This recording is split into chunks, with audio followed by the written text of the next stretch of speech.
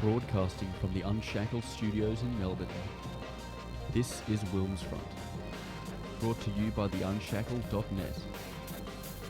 Now here's Tim Wilms.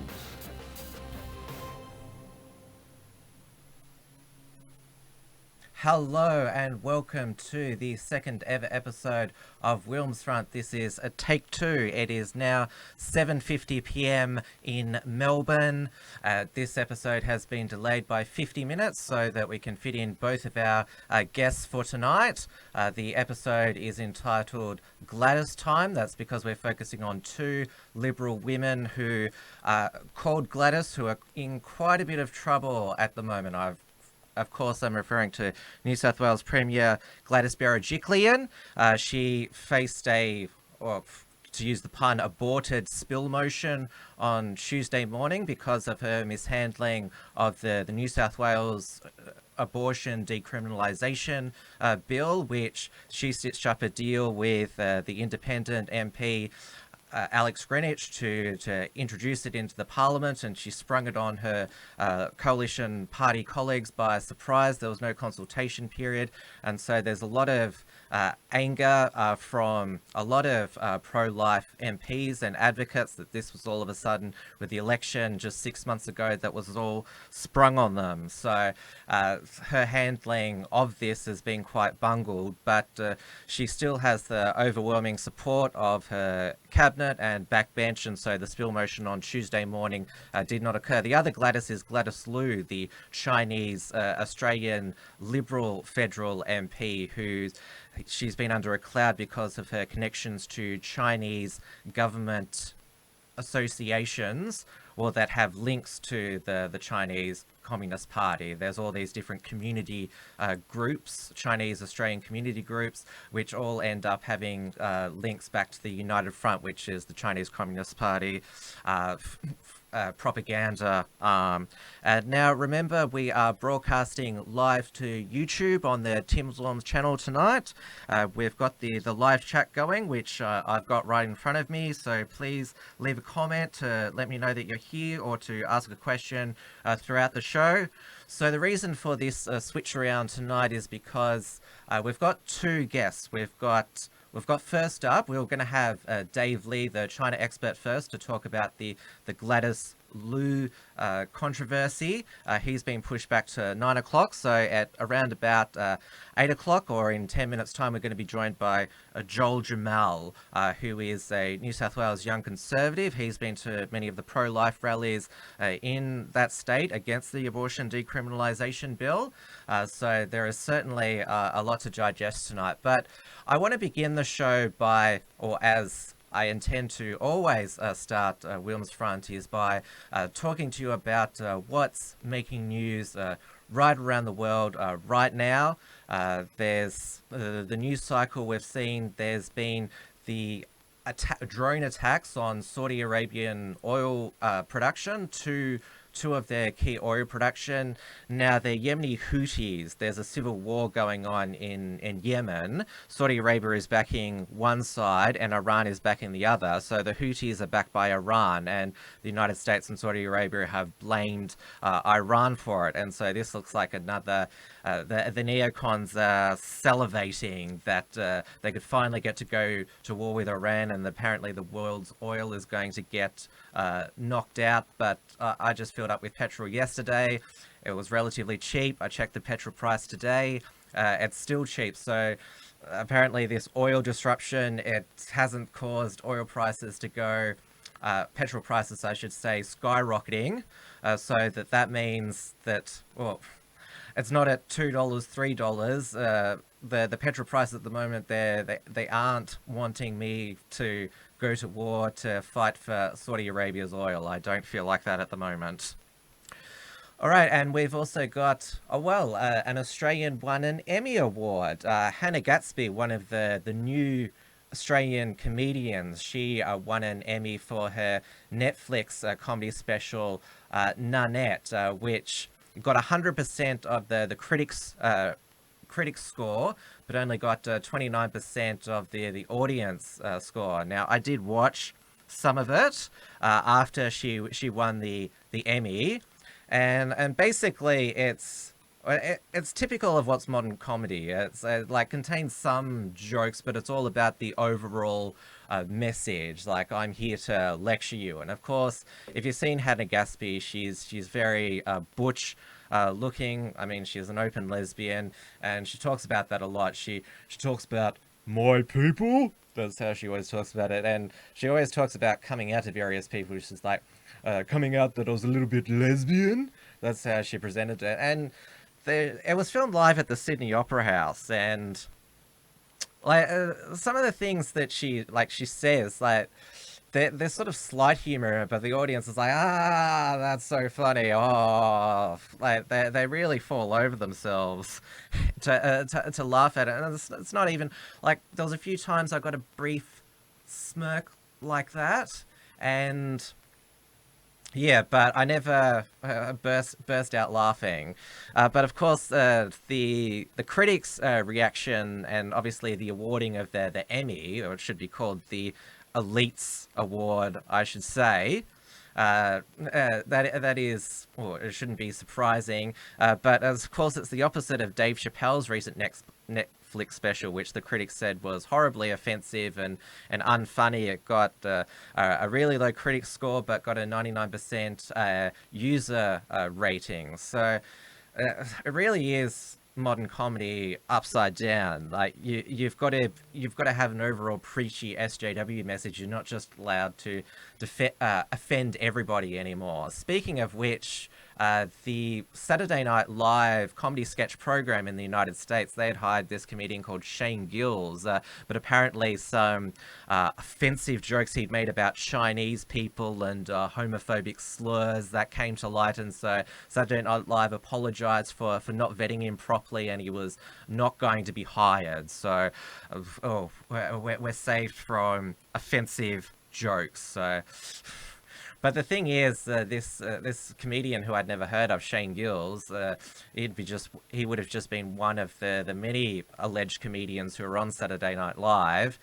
He is, well, everyone knows who he is now, and that he's a bit of a edgelord, so he'll probably have no trouble getting some other comedy gigs, unless, of course, the blacklist is out, the new Hollywood and Entertainment blacklist, which if you're say offensive things or, heaven forbid, support Donald Trump, then you will never work in show business. So, yeah, so... But welcome to the club, Shane Gills. I haven't seen much of your work, but, you know, don't cuck out, don't apologize, don't grovel, just keep making jokes. Now, remember last year, Brett Kavanaugh, who was Trump's nominee to fill the Supreme Court vacancy that was left by swing Justice Anthony Kennedy.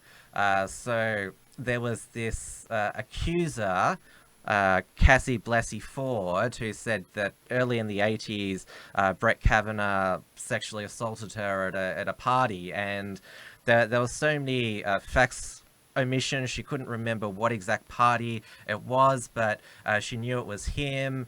Like, there was so much missing, and of course the FBI didn't investigate. There are a few copycat accusers who, a few of them later confessed that they made it up. Well, the New York Times, they were back this week. They had a witness to a fresh assault. Max Stier accused Brett Kavanaugh of sexually assaulting a woman with his penis, like shoving it in her face.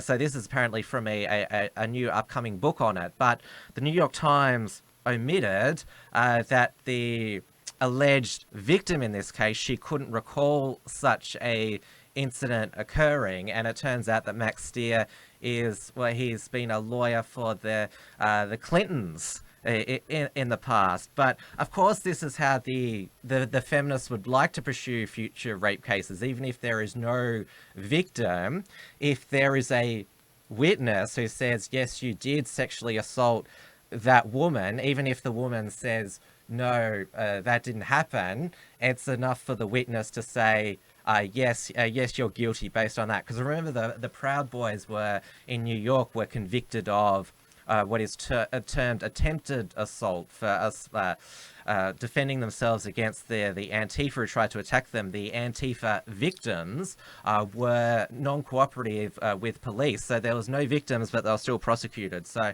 this is the future of law and order, that there doesn't have to be a victim who comes forward. There just have to be somebody who witnesses the crime to lock you away.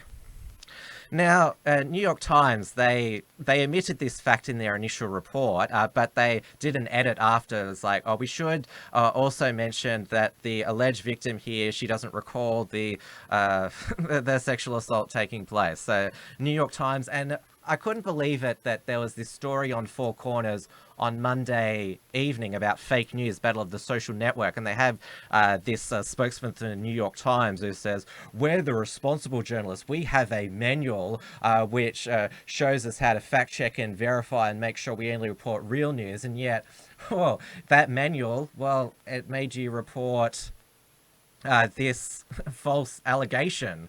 So, you know, for all your procedures and that, you managed to make this, with all of the money and resources you have as a mainstream media outlet, you still managed to basically smear Brett Kavanaugh again a year after he was confirmed for the Supreme Court, and all this should be put behind him.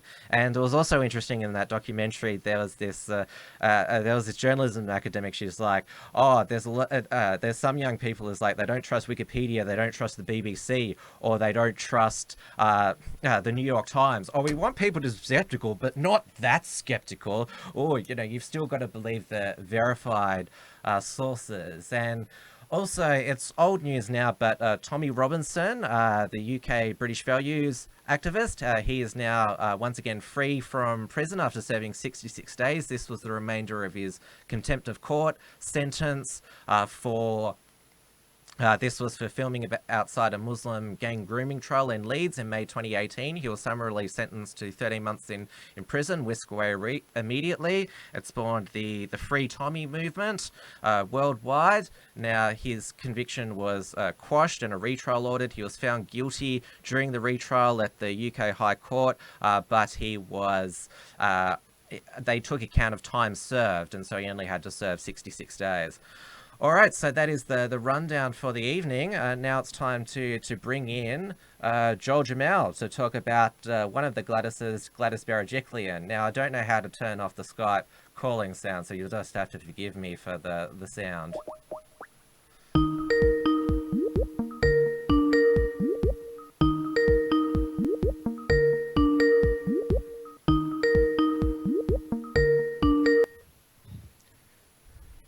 Hello, Joel. How you going? I'm good, thanks. I'm just That's agreeing. Hopefully, I've done this transition right. No, I haven't brought you up yet. Oh, there we are. How are you? Good. Yourself? How you been? Yeah, I've been good. It's exciting doing this this new show live 3 nights a week. So Yeah, the good main on you. thing, yeah. So my days are now organized now because I don't have to reserve time for editing or anything like that. So yeah, during the day I do my written journalism, then later in the day plan for the evening, and so yeah, I'm getting into a routine, which is nice. That's great. That's really good. I Good to fixed hear. the screen now, so people can see this nice split screen that we've got. I'm here in the studio, and then in that circle is Joel. Awesome. So I've got you on tonight because you're a New South Welshman, and there's been another political crisis there. Now I described you as a young conservative. Is that fair to Yeah, describe you absolutely. as? Because I called I think I called Samrat on the Uncockables last week a social conservative. He didn't like that label. Oh, So not at all. No. yeah, I just thought I'd check with you. Yeah. More holistic, the better. Now we've got the live chat going on YouTube, so people might have some questions throughout our chat, so Sure. we'll get to those. It's quite lively just because this is on a brand new dedicated show channel, but everyone's already tuning in. Though we are going to clash in a moment with Dia Beltran's Wednesday live stream with Dougal Cameron's a bit of friendly competition. Everyone, stay here. Don't go and watch. Don't go and watch Dia and Dougal. No comment. Well, you're here, so I know that. Well, we've got one dedicated viewer. We're off to a flying start. So yeah, let's go over the whole history of this abortion decriminalisation push, because they tried to put forward a bill in the 2015 to 2019 Parliament. That didn't get up, but they got 150-metre exclusion zones outside abortion clinics. So they got some sort of restriction on pro-life speech. Yep.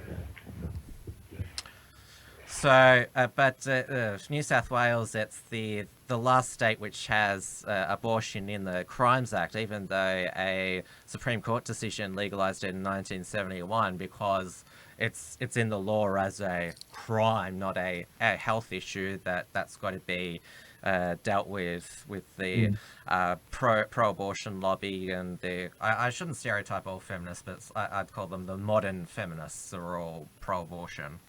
Yes. That's the thing. It's not actually criminal. Anyone that's delved into it, it just happens that the legislation has been filed under a criminal act. It's actually, you're not a criminal. It's not criminal to do that. Abortion. It's just there's certain rules you have to follow. Well, the only prosecutions have been there was one because a woman had illegally acquired RU486, the abortion drug, which it's told that you just take the pill and you bleed out and then it's done, but if you look into what that pill actually does, it's not like a headache tablet. Like it's really painful, and women, like they do see the fetus when it comes out. And then I recall there was one dodgy practitioner of abortion, and that led to a prosecution. Shocking stuff. But it's not simply moving abortion out of the Crimes Act and keeping the status quo. It is legalizing abortion up until birth. Well, 2 doctors have to sign off on it, but apparently it's not going to be 2 doctors, it's 2 health practitioners. And as long as they say, yep, kill the newly born baby, then it's perfectly legal. Yeah, and I think all of that it doesn't matter if it's 2 doctors or not. 2 doctors, they do not dictate law. The whole thing's got to go. Now, Gladys Berejiklian, she sprung this on a coalition party room because Alex Greenwich, he had the bill, the independent member for Sydney, had the bill ready to go. It was going to go to a vote immediately, and then there was a revolt in the party room where pro-life MPs said, hang on, you can't just do this without any consultation. There's been no inquiry, no submissions allowed, no nothing. It's just, yep, we're going to vote on this, bang, bang, bang. It's ridiculous. I mean, the first major item on her agenda is this. That's disgusting. I mean, that's what Tony Abbott said when he was at the march on Sunday with allegedly 10,000 people. That's the major thing you want to tackle. Why'd you say allegedly 10,000 people? Well, maybe allegedly is not the right word. Reportedly 10,000 people, I guess. Because allegedly implies that there's some sort of legal dispute over whether there was 10,000 people there. Yeah, no, definitely reportedly. I do know that they're actually they put a survey out on the day. They said go to this website. It just said it to the people at the march, go to this website, say how many kids you've brought, and blah blah blah, and that'll give us something solid, and maybe 10% will give or take, and that'll give us a rough idea how many people were there. But there was this amazing scene where everyone put their signs down. They told everyone put your signs down, and they did a 360 view of the march. And I shared the post on Facebook. It's phenomenal how many people were there. Well, that's because pro-life advocates are the civilized people, and so if the organizer says, okay, can you follow this direction, they'll comply because they want it to be a successful, peaceful rally. Yeah, well, absolutely. We've got our annual Victorian March for the Babies, October 12th. It's always on the anniversary of the original Abortion Law Reform Act, which has been the standard for abortion decriminalisation bills nationwide, and it's also before New Zealand's Parliament, which is up until birth. And so it's been held every year since 2009, March for the Babies, led by our fearless pro-life Liberal MLC, Bernie Finn. I trust everyone this year at the Victorian one, it's held outside Melbourne's Parliament House, will be quite energised about what they've seen in New South Wales, because it's been incredible. Me too. I mean, it was only last week we saw 20,000 people marching in Ireland, and that's inspired a lot of people. We are the pro-life generation. People will look upon what we do, what many people in our generation have done to babies, like we look back on slavery. It's just wrong. We want to be on the right side of history. Yes, and I'd been, as a pro-life advocate myself, I'd been quite demoralised over the past few years, just because each state was dropping like flies, passing these radical abortion bills without much scrutiny. The latest was Queensland, with Comrade Palaszczuk and Comrade Trad pushing it through the Parliament, because that's who's running the state at the moment, a pair of communists. And of course there was Ireland's recent referendum. They had a pro-life constitution, and they voted 2-1 to strip that. And if Ireland falls on that value, then it's really, it gets you quite down. Yeah, absolutely. And what even makes it worse and rubs salt in the wound is the fact that in that particular Ireland campaign, we know for a fact that Facebook actually restricted the pro-life ads in that whole campaign. And it's very disconcerting for anyone that's running a campaign contrary to people in California. And it's ridiculous to see that sort of stuff happening. Well, Facebook argues that, you can't show what actually takes place in an abortion procedure because that's bloody and gory. Well, doesn't that prove the point? Yeah, I guess so. And I mean, like, to give them credit where credit's due, so be it. But in this particular situation, it wasn't. They did a blanket ban on abortion advertising. We saw a similar thing with Tulsi Gabbard in the presidential debates, where her name just disappeared off Twitter for no reason. It wasn't the fact, and they try to hide behind whatever reason, but there's an agenda behind it. Oh, yes. I was just referring to what Facebook's been doing for a number of years with censoring pro-life activism under their blood and gore community standards. And that's why a lot of young people now, Gen Z, are pro-life, because they can actually search for themselves. I mean, Facebook, Google, they're trying to prevent people like you finding out the truth, but this is the great thing about the digital age. People, they're able to be red-pilled about what an abortion actually is. It's not just a medical procedure that it's like getting your appendix out, because this is the thing that the pro-abortion lobby, they've managed to basically keep what goes on in the abortion clinic super secret, and so the woman goes in, door shut. That's it. And so everyone just believes the baby boomers, Gen X, Gen Y, that it's just healthcare that goes on in there. Yeah, absolutely. And I mean, it's fascinating because it's become the counterculture to fight against this. Most people are cool with it. Why, they say, why should you be a Why shouldn't you be pro-choice? And well, it's become the counterculture to say, I don't think you should be. I think the baby has a right to life too.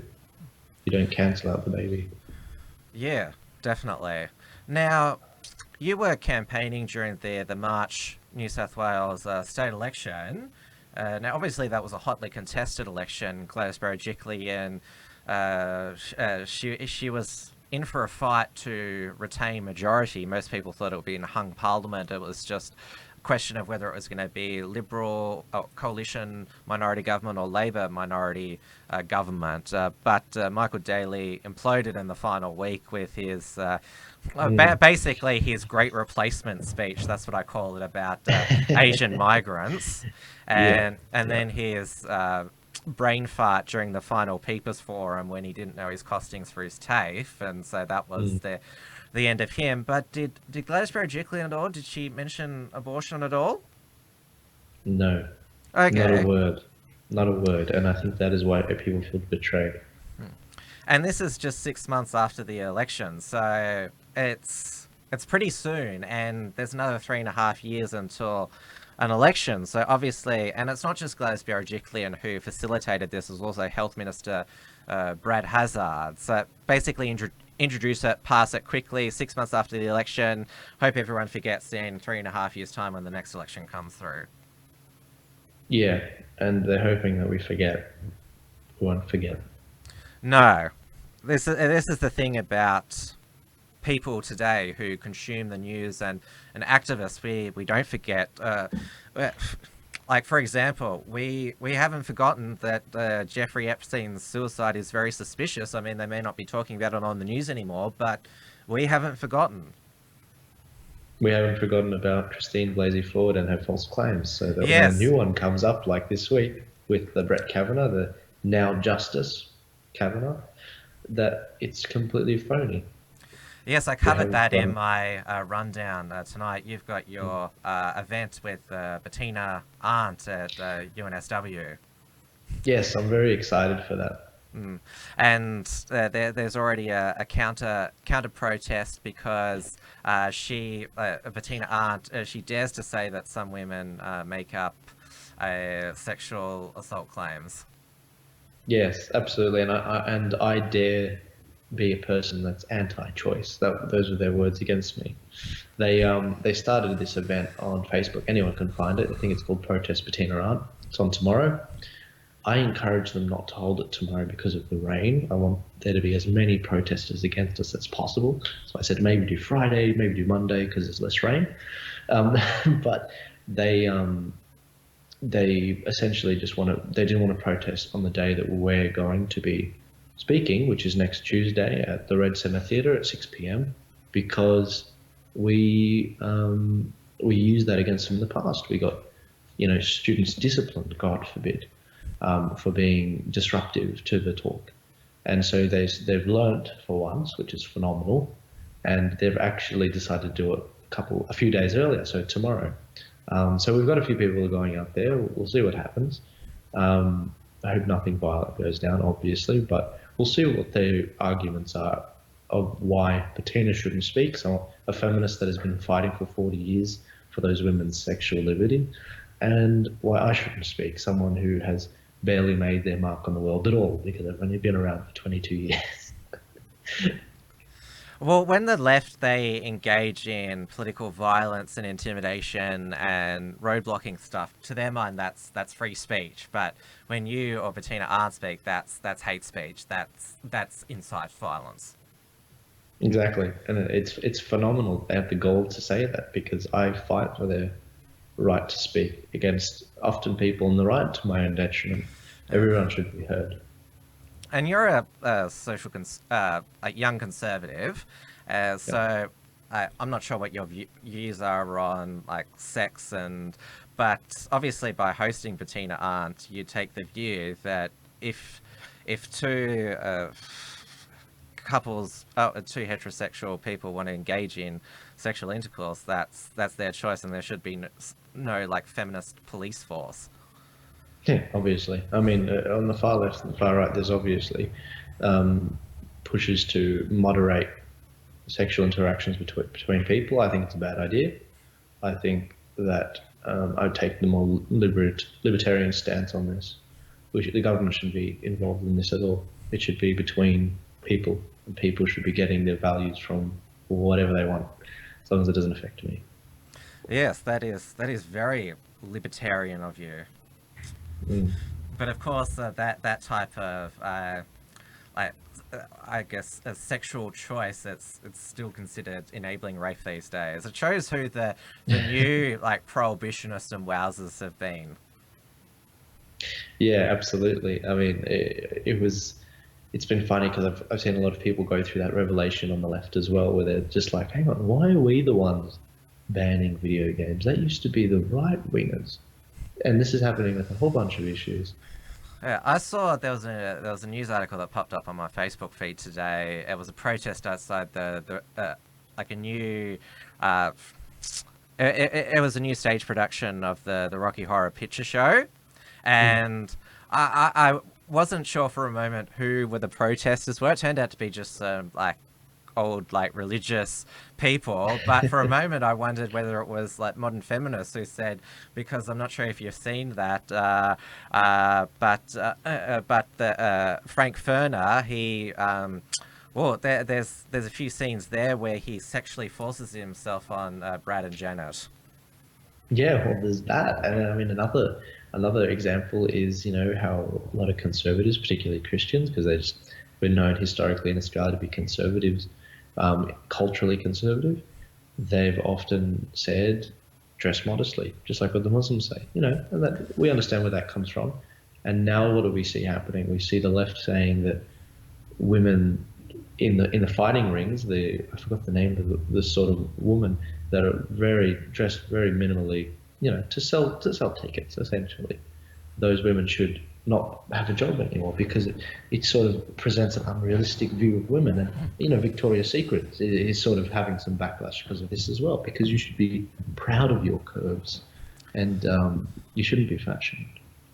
I wrote an article published last Saturday about the state of Victoria's war on heterosexuality, because they've got rid of the grid girls, the grid girls. At the F1, they got rid of the ring girls at the boxing, and now Daniel Andrews wants to get rid of the Octon girls at the UFC because they diminish women. And I made the double standard that this is apparently bad, but at the LGBT pride parades, they're allowed to not wear much and do sexually suggestive poses, but that's liberation, celebration of sexuality. It's phenomenal, and it's just as Tim Pool says, rules for thee but not for me. The double standard is palpable, and I think it's just something they need to be called out on, because it can be, double standards are some of the best ways to hit a point home. Because the way that I put it is that you're basically saying that it's wrong for heterosexual men to feel attraction to beautiful women, and that's wrong for women to want to be attractive for men. That's basically what it's communicating, and that it's going to lead to a bad society. Exactly. It's great that men and women are attracted to whatever. The attraction is great. That's why the human race is around to today. It's biological. If we didn't have that, there's something technically wrong with you.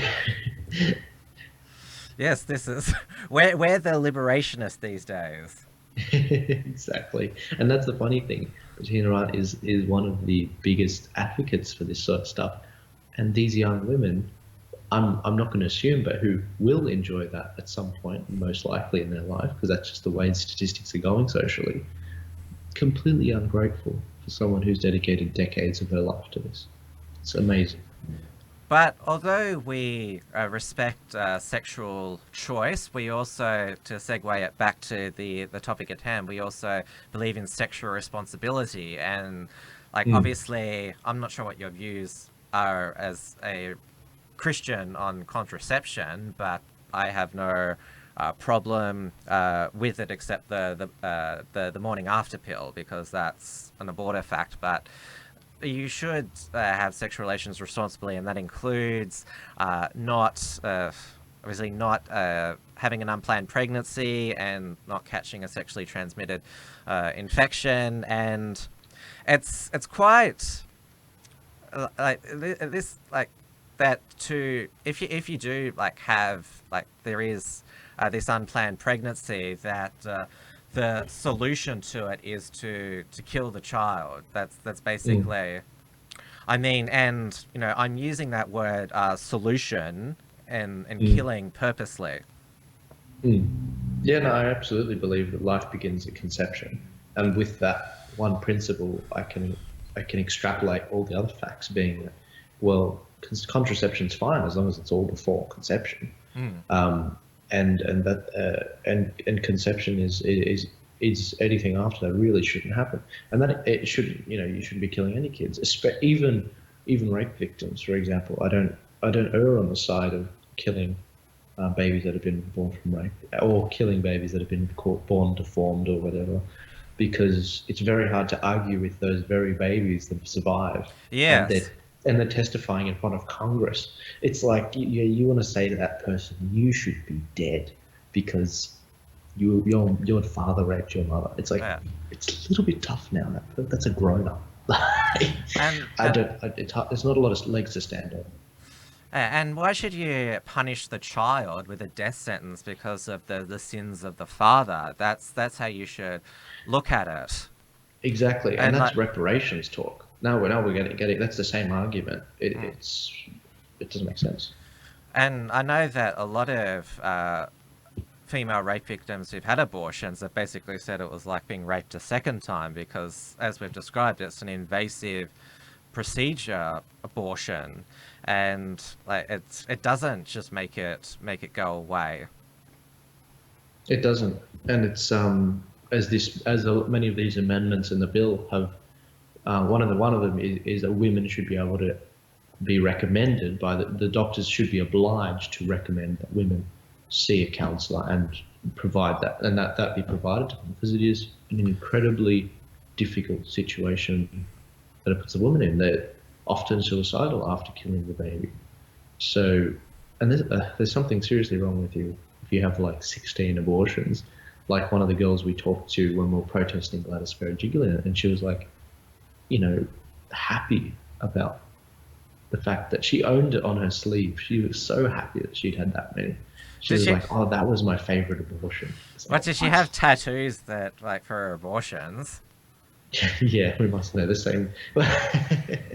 No, she didn't have tattoos, but she just wore it on, figuratively speaking, she wore her heart on her sleeve on this issue, and she was proud of the fact that she'd had 16 abortions.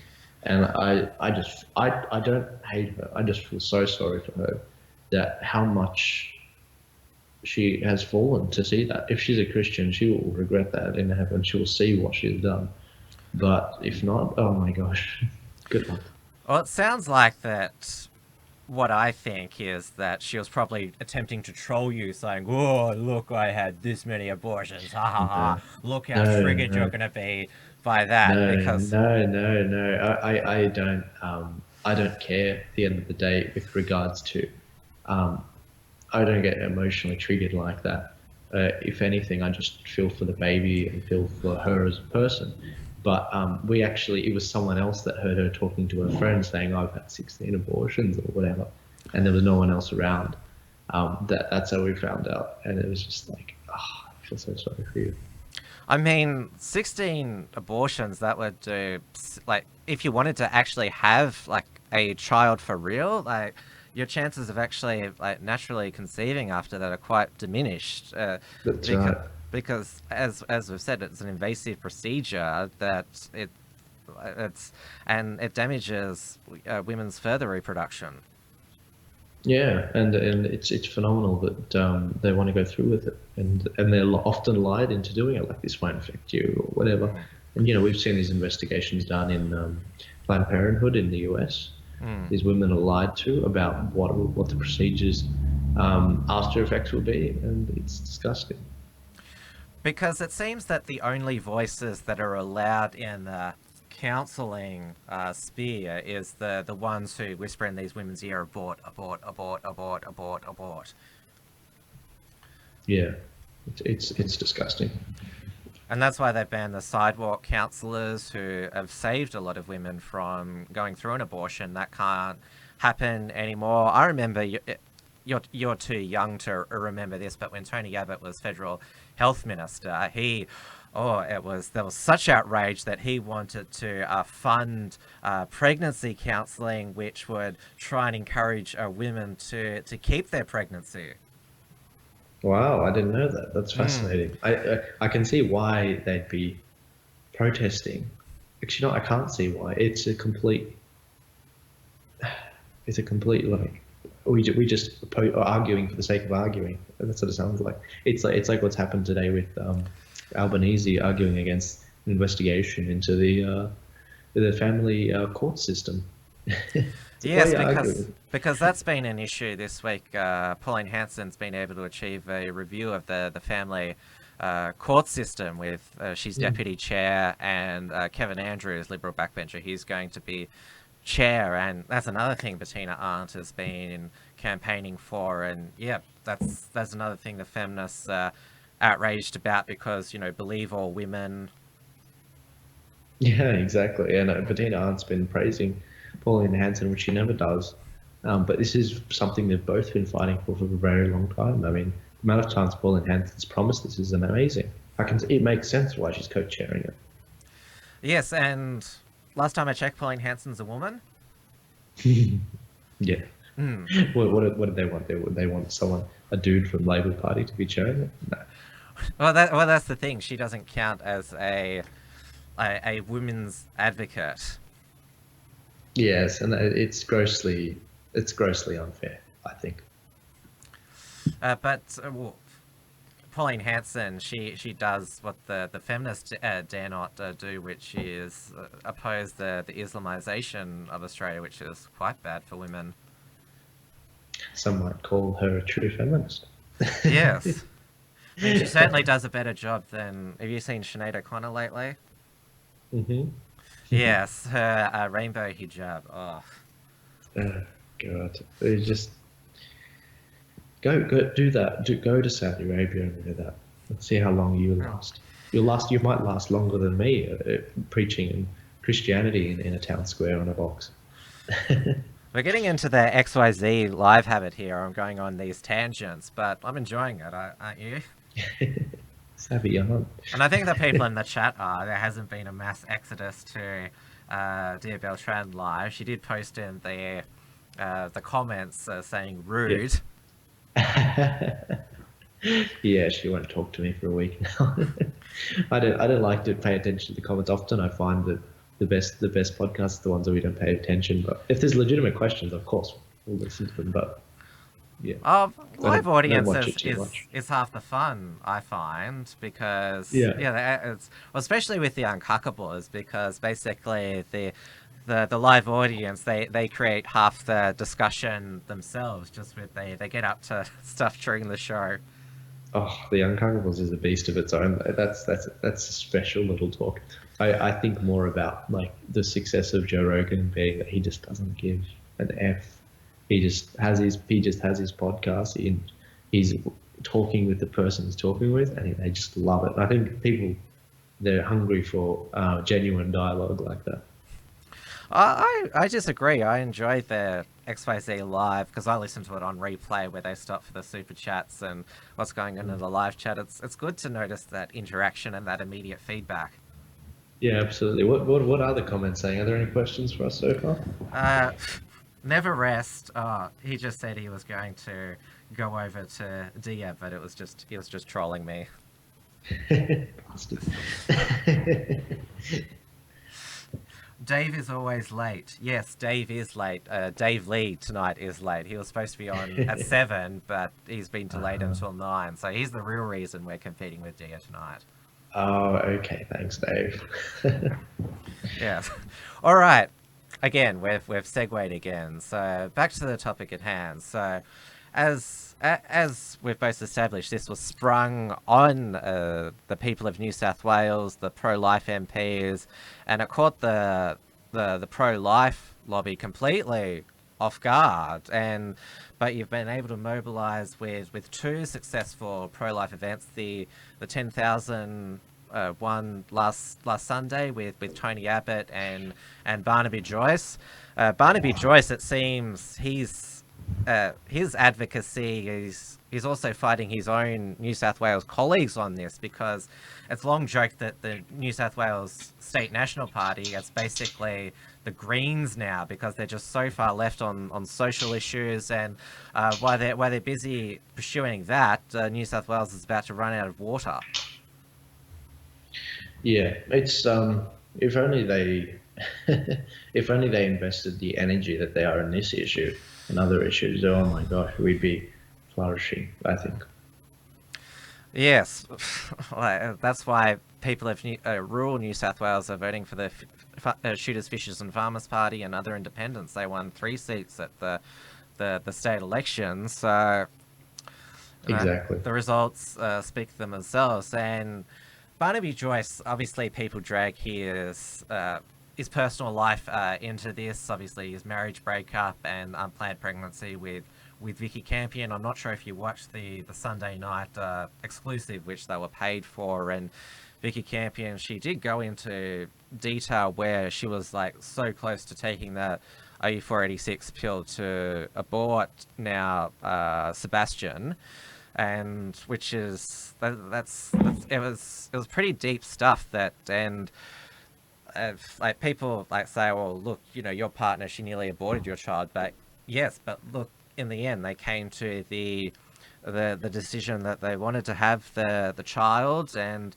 now they've just had their second child. I mean, yes, Barnaby Joyce is on his second family. It's stretched his wage very thin, but that is the lesson, the modern, I think, lesson that we should take. It doesn't matter how pregnancy occurred, there should be no judgment. Like back in the old days, it was like horrible that women were shamed for having an unplanned pregnancy out of wedlock, and there are all these things where the mother would pretend to be pregnant, and that the child would be theirs to cover up that the daughter had a unplanned pregnancy. But we're thankfully those days are behind us, and so Barnaby Joyce, yes, he is a morally flawed person, but he didn't commit what is one of the worst acts in our society, which is kill his child. Yeah, absolutely. And I mean, that's the thing. We have many, you know, we're not, our leaders, they're not meant to be the moral saviors of the universe. They're meant to be people who get good policy done right, and policy that reflects the population. And I think when Barnaby Joyce stepped in against his Nationals colleagues, I guess you could say, it was clearly saying that you guys are not representing the people you're representing. That's why I'm the one in front of the crowd and not you, because there was a pro-choice rally a few days previously, a few hundred, no more than 500 people were there, and that's generous. I reckon there was about 150 maybe there, and the chance they were giving, the chance. Oh yes. I'm just going to play the chants at the pro-abortion rally. I call it pro-abortion, not pro-choice, because they are, at the end of the day, pro-abortion. Now, I want people to judge for themselves what they think that they are hearing here.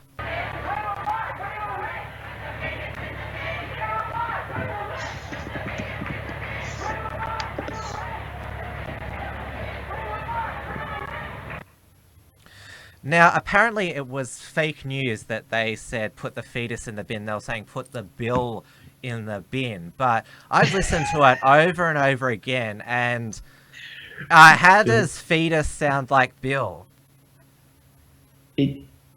Well, forget about if it sounds like that. It wouldn't make any sense. Why would you put the bill that guarantees abortion in the bin? Yes.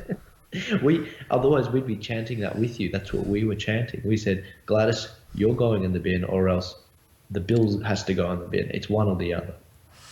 I mean, you can cry fake news, and I know that the Guardian has said that this reporting of this chant, it's fake news. Are they saying that the camera and the microphone misheard them? Maybe, who knows? I just think that they need to own it. They need to own what they're protesting. If they truly believe that the baby should be put in the bin, own it and explain to us why. Don't play these games. People don't. Australians pride themselves in their ability to see through bull dust, as John Anderson says. So why are you trying to, make it seem like we're stupid? We're not stupid. We heard what you said. So defend your idea. Show some guts. At the Victorian March for the Babies, the socialists, alternative, other far left activist groups like the Reason Party, they've counter-protested many times throughout throughout the holding of this event. But it was interesting the one time that they didn't counter protest the socialists was in 2015 because you'll never guess what was happening on the same day. What was happening? The UPF were holding a anti-mosque rally in Bendigo, so they all went to Bendigo instead. So they couldn't be at two places at once, which I guess shows, professional protesters, they're far and few between. Jeez, that's funny. So we actually had a great time in 2015 because they just all racked off and we got to have a peaceful march. Well, that's what we're noticing. And I mean, this protest that's happening with Bettina Art, they are the same protesters. We know they're the same protesters because we have people in their ranks who have told us they're the same protesters that have gone from uni to uni to uni. There are people that were protesting at SUNY University, and on camera we have them, and they are the ones who have organised this march in this protest at New South Wales University. What are you doing there? They are a vocal, very well organised vocal minority. When I say minority, I mean micro minority, and they're bullying the elephant around the room. But I'm still amazed that they managed to afford all these nice signs and banners and everything like that. They have like some funding that comes from somewhere. This is the problem with conservatives, because people on the left like them. I hate to generalize about a lot of these students. There's no shame in taking Centrelink money if you need it. I totally get that, especially if you're a student. It's a tough life. But the problem comes when conservatives don't fund the young people who are working, who are busy, where it's not in their best interest, time-wise, financially-wise, to be doing any of this. Like, you tell me, Tim, when you first started this, how hard was it on you? You outlaid a lot more cash than you would have gotten in, that's for sure. I'm not asking you to disclose what you get now, but the fact of the matter is there are many young Tim Wilms out there, men and women, who would love to contribute to the conservative movement, like Samrat, like Dia. But the problem is there's no support. Now, this is the funny thing, what we're seeing in America, in the UK, in Australia, is we're just waking up the sleeping giant. Prager University, Turning Point USA. Once these organizations are set up, all of a sudden the big conservative money is like, okay, that's where we direct it. Charlie Kirk, amazing stuff. Bridget Gabriel, amazing stuff. We're just slower to the mark, but once we get there, we're deadly. Yes, it ain't cheap political activism and running alternative media, that's for sure. It takes dedication and perseverance. Absolutely, and it's often off your own back and out of your own pocket. Now let's fast forward to this week where there was the, pardon the pun, aborted spill motion against Gladys Troubles. I had to make the joke that it was aborted spill motion, not carried to full term because it would have been deformed. Like, obviously I'm pro-life, but I'm allowed to just make jokes. So I did make those jokes on Facebook because it was funny. Obviously I'm not disparaging pro-life activists. Yeah. No, I mean, don't lose your sense of humor. Just because it's a serious topic. Yeah, so the movers of the spill motion were Tanya Davies. She's probably the most fiercely pro-life woman in the parliament, and she used to be the minister for women, and apparently she couldn't be the minister for women because she was pro-life, and well, after the 2019 election, she was dumped from that role.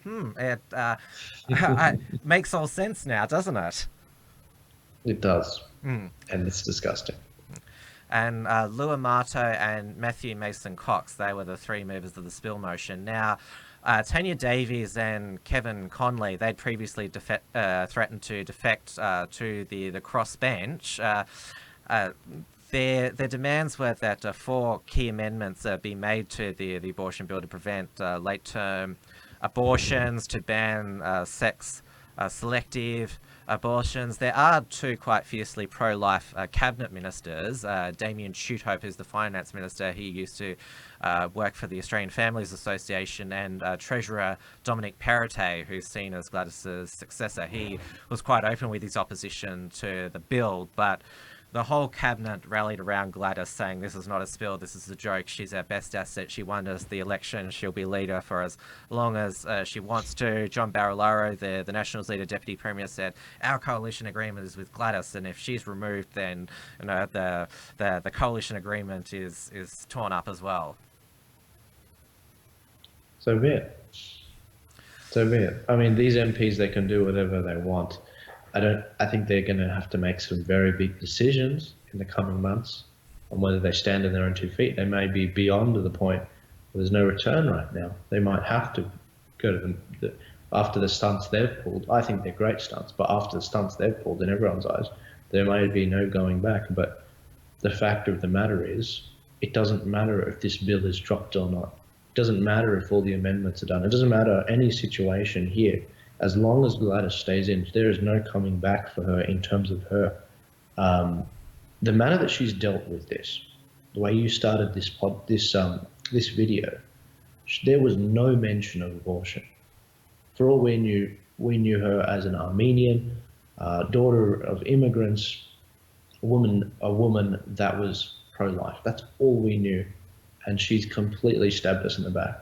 And this is only going to get worse for her. And we know the people behind this pro-life movement, they're the same people that almost unseated almost the Labor leader, Anthony Albanese. No, not Anthony Albanese, the ex-treasurer, what's his name? Chris Bowen. Chris Bowen. Chris Bowen didn't want to have a discussion on religious freedom. The religious freedom people in his area rallied. They held many rallies and had a whole bunch of people there. Then he had an 8-point shift against him.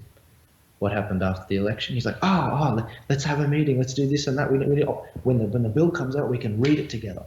What's that about? That just shows you that we do have the power of the majority when they know all the facts and when they know that you've stabbed us in the back. And she has already stabbed us in the back. It only gets worse here from her. If this bill passes, she will not get in again. Mark my words. She will not get in again. And the electoral demographic of Sydney is rapidly shifting and becoming volatile. I think it was published in the Australian, which showed, because normally it's Western Sydney, solidly Labor, Eastern Sydney, which is solidly Liberal, but in state and federal election, in Eastern Sydney, there's been swings to Labor and other left-wing parties. In Western Sydney, there's been swings to the Liberal Party. So the Sydney electorate, it's going to be interesting to watch in future elections, and obviously issues such as this. And remember the same-sex marriage postal survey that New South Wales had the lowest yes vote out of any state in the country. Most no electorates. They were all in Western Sydney, all held by Labor. I think 13 out of the 17 were in Western Sydney. There was only Mitchell, which was held by Alex Hawke, which voted no, which was Liberal. That's because it's where a lot of religious communities live, and Benelog, which is held by John Alexander because of the heavy Asian population there. So, and also New South Wales, it's also the most religious state, not the most Christian state, but the most religious state in Australia. So it shouldn't be surprising logically that there'd be the most opposition there to killing babies and having this radical abortion law. Exactly, and the fact of the matter is, immigrants, attract immigrants to each other. We're tribal people, and Lebanese people get attracted to Lebanese people, and that's where you see these little enclaves in Maryland and Granville. The same thing goes for Indians. The same thing goes for Muslims. We all get along. We all work together. Now, this is the thing. The moment that you tell us that men and women should be married together, you already have discovered your Achilles heel. What are you going to do about the Muslims? What are you going to do about the Christians who share the same view, the Middle Eastern Christians, the Maronites, the Coptics, the Orthodox? Gladys, first of all, she's done a phenomenal job at uniting all of the Christian denominations. Scott Morrison, on the religious freedom issue, has done an even more amazing job, where he's united all the religions together. And they all share the same view on the religious bill in pushing affirmative rights. It's phenomenal watching what's happening. And the backlash on these people will be phenomenal in the election, for the state election, 3.5 years, and in the federal election. We will see it. Even though Gladys Berejiklian, she didn't mention abortion throughout the campaign, she was well known from political observers that she was from the moderate, or probably you should say far left of the party. I mean, she voted for the progressive stance on most social issues, and she is a career woman. She's never been married or had children, and so there's sort of that sort of modern female image about her. So she wasn't exactly sort of the I'd be surprised if what you said is true, that conservatives trusted her. It's not that. Look, we had a choice at the election, just like with the federal election, and the choices we had, we did not trust a guy that had come out and made all those comments, a guy that had a scathing history. And, New South Wales is pretty much the financial hub of Australia. We've got all the TNCs here. We've got enormous focus in this place with all the immigration we're receiving, where we added another seat federally to this place, along with Melbourne. And this is the problem.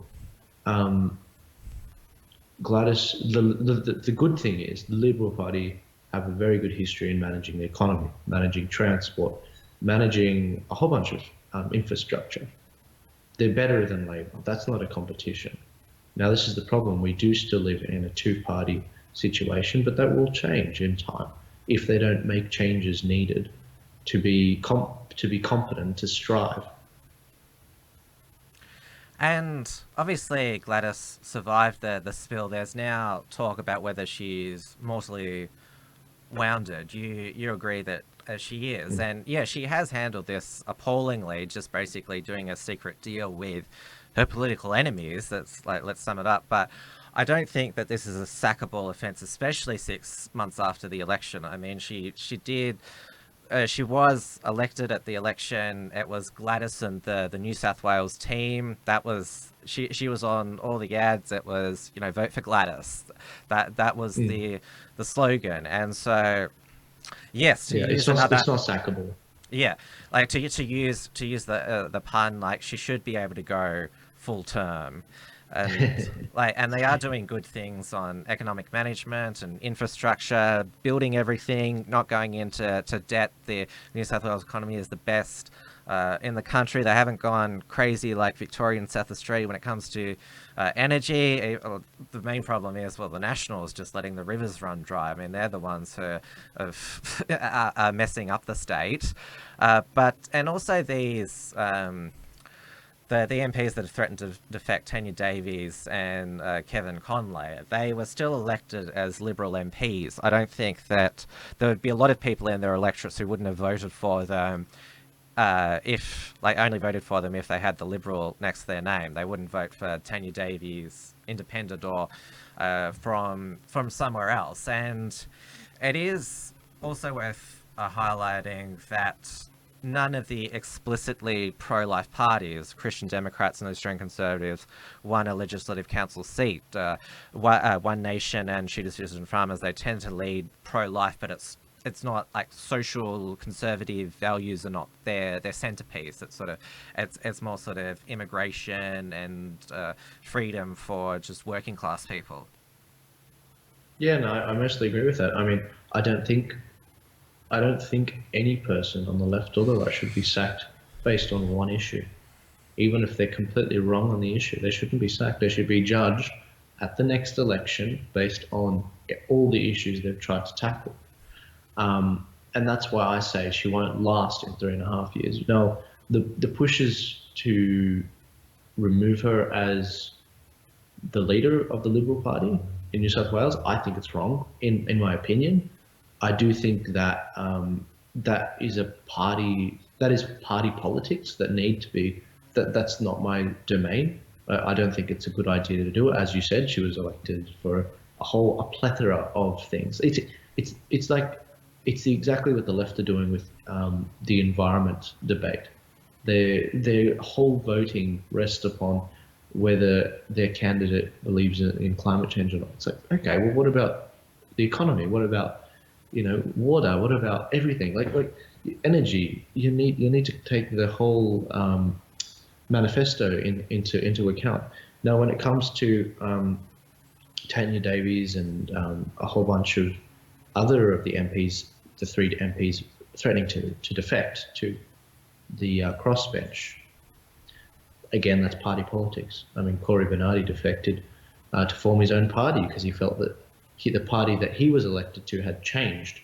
Now, I'm not sure how that should play out, but those are things that should be sorted out on a case-by-case basis. And Gladys is right to say that she can't tell MPs how to vote. It's a conscience vote. Life and death issues have always been conscience votes in the Liberal, Labor and National parties. So she can't, I mean, it's been called negotiating with terrorists. She can't, with these pro-life MPs, she can't bind the rest of her pro-abortion MPs to vote for them if they don't want to. This is a long established parliamentary or party principle of all the major parties. Yes, I think that there should be as much transparency as possible, because I think there shouldn't be a conscience vote. I think there shouldn't be a conscience vote. I think everyone should be black and white, so that each one of the electorates can hold them accountable when the time comes around, and then the buck stops with the voters, really. Yeah, I'd agree with that. I'm just referring to like how things are at the moment, but that would be ideal. That when you go into a booth, because voters don't know if they're ticking Liberal, they're getting a pro-life or pro-abortion MP, or if they're ticking Labor, they're getting a pro-abortion or pro-life MP, because there's a lot of Labor MPs who are pro-life. Exactly, and I mean this is the job of the opposition advertising when they're saying why they're better than the other guys. If there's a new Conservative force out there, or One Nation when it's their turn, and they're saying they're pro-life, they will be shouting it off the rooftops that your current MP is voted, not to be pro-life. Yeah, it's something that I definitely agree there needs to be more accountability. Now, obviously, there's been a lot of commentary that this has damaged brand Liberal in New South Wales. The Labor opposition leader, Jody Mackay, still seems to be invisible, but New South Wales Labor, of course, has got their own problems with accepting $100,000 illegal donations in Aldi shopping bags. And what was that? The Labor QC today, he said the evidence that I ICAC about the illegal donation from Chinese businessman Hung Jangimo, these were what had been presented as evidence before ICAC were alternative facts. That's what he said. He's using a Trumpism. Yeah, I just think that people are so fed up. You know, the major parties have been having a rough few months, you know. I feel sorry for them in New South Wales. I think the people are fed up with this kind of crap, not being represented, and just shady crap going on, and vice versa.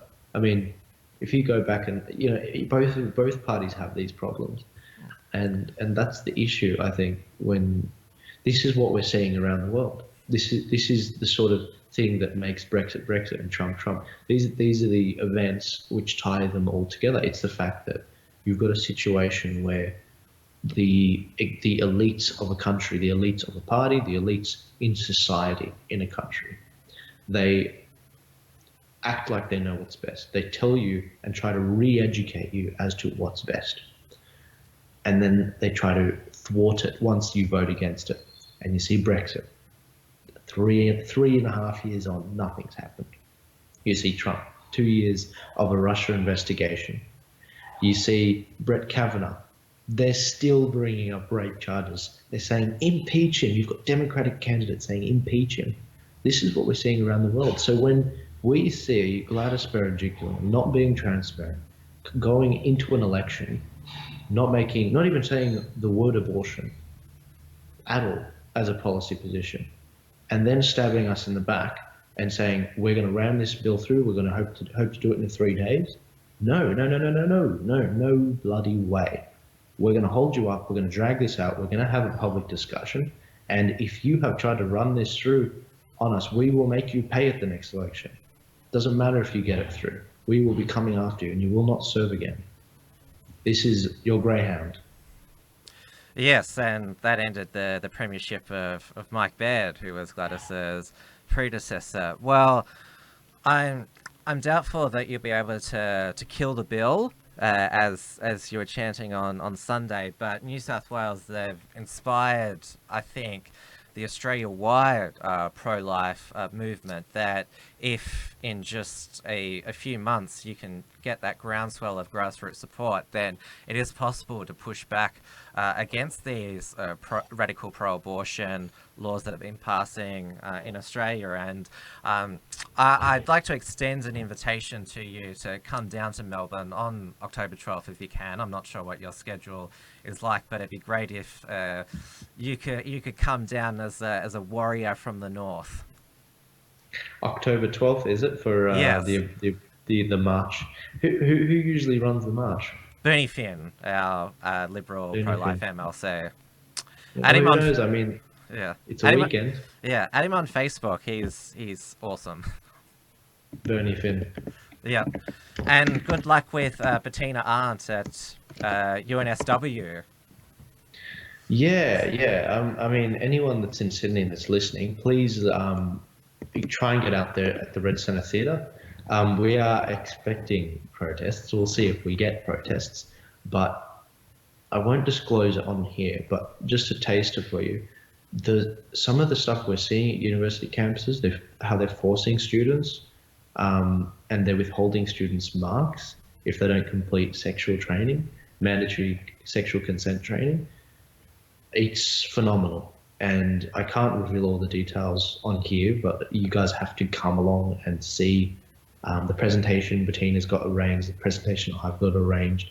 It's phenomenal what they're doing, and you're going to want to shout it from the rooftops once you hear what we've got. You've got us aroused, to use a pun. Oh, sorry, that's bad. That's perfectly appropriate for a woman like Bettina Arndt, Australia's first sex therapist. But go check out our interview with Butterfield. Yeah, that popped up on my feed, which is he's got 1 million subs, so yeah, that's awesome. It's got a fascinating start to it where she's just like, I've always been fascinated by erections. It's it's like, what? It's a great interview, but yeah, check it out. All right, take care, Joel, and we'll chat again soon, maybe about this issue or something else that's happening up north. Well, hopefully about protests, but we'll see how we go. Thanks for your time. It's been a pleasure being on. Thank you. Have a good night.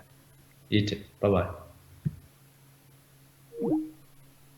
All right, and now it's time for Dave Lee to talk about the other Gladys, Gladys Liu. We referenced the illegal Chinese donation that New South Wales Labor received recently.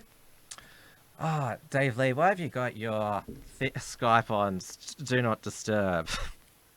Why have you done that? All right, I'll just message Dave.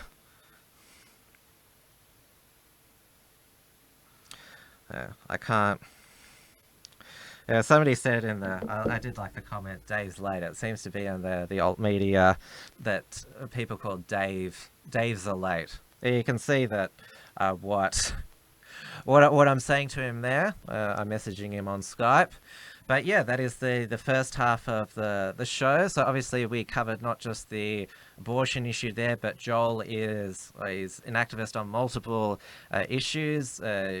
Obviously we mentioned the compulsory affirmative consent courses that are being at university these days. I mean, who'd want to be a male at university these days and potentially want to date? I mean, they're basically, and I put this in my article on Saturday about Victoria's war on heterosexuality, that yeah, there's basically gay privilege now. I mean, like, don't you dare accuse a gay person of being a predator. That's old school. Oh, here's Dave. Hi, Dave. Hey, how you going? Sorry about the delay. Hey. Sorry about that. I honestly didn't foresee that one coming. Yeah, I'm home now, getting a quick little coffee. Coffee. Well, it's only the second episode, but this is an epic one because we've got two. Is that a banana? Are you making a yellow skin reference? Oh my god. I hope we're not live. We are live. This is live. This show is live. You serious right now? Yeah, this is a live show now. Oh, okay, it's live right now. Wow. Yes. Okay, I thought we were going to have a chat before we get started. Okay. No, this is WilmsFront now. This is live. Oh, no. Yeah. Okay. Brave New World. Lucky you didn't say anything else. Oh, no, that was dinner. I just got home. I literally just walked in the door. Yeah, as I was telling you by message. Yeah. Yeah, so this is the brave new world of WilmsFront. Everything's live, uncensored, unedited. So anyone who comes on, no second take. Bit of warning would be nice, but yeah. I thought, well, We're talking about Gladys. We're talking about Gladys. Yes. Gladys Liu. Now, I'm going to start. Did you watch her on the Bolt Report last week? I had a look at her try to explain how she is part of the United Front, and yeah, well, she wasn't able to explain it, was she? Yes, well, what I thought I'd do for the beginning of the show is just I put together an edited package of the Andrew Bolt interview last Tuesday evening, and so I'm just going to stop and start it, and we're going to provide analysis for it. Can I just start? Were you on the committee of two chapters of the China Overseas Exchange Association? One in Guangdong from between 2003 and 2015, and the other in Shandong. Well, good to be with you, Andrew. I can tell you that I cannot recall. I can't hear it, can you? No, you won't be able to hear. That from 2003 to 2015, 12 years long, that if I can't recall, I can't be an active member of that council, can I? How can you not recall a membership of 12 years? I mean, we've just shown your name listed there. I've got another document I can show you of your name listed in the other association. That's two associations, association lasting 12 years, and you can't recall it? Well, I can tell you that I have never been a member of this council, and yeah, it can happen. They can put your name there without your knowledge. The Permanent Court of Arbitration in The Hague has said... Okay, so people say the defence was by Scott Morrison and other of her colleagues is that she's a new, inexperienced MP, but in one of her first major interviews as an MP, she'd already mastered the art of saying, I can't recall, somebody must have added my name to this membership without my knowledge. So if you're saying I can't recall in the first question, then you're off to a bad start. Well, I guess it comes down to the most important factor here is that we need to have faith in our politicians, and that we have this massive country on our doorstep that's trying to infiltrate us. We need to have faith in our politicians. So let's just put it this way. It's very difficult to become part of the Chinese Communist Party. They don't just slot you in.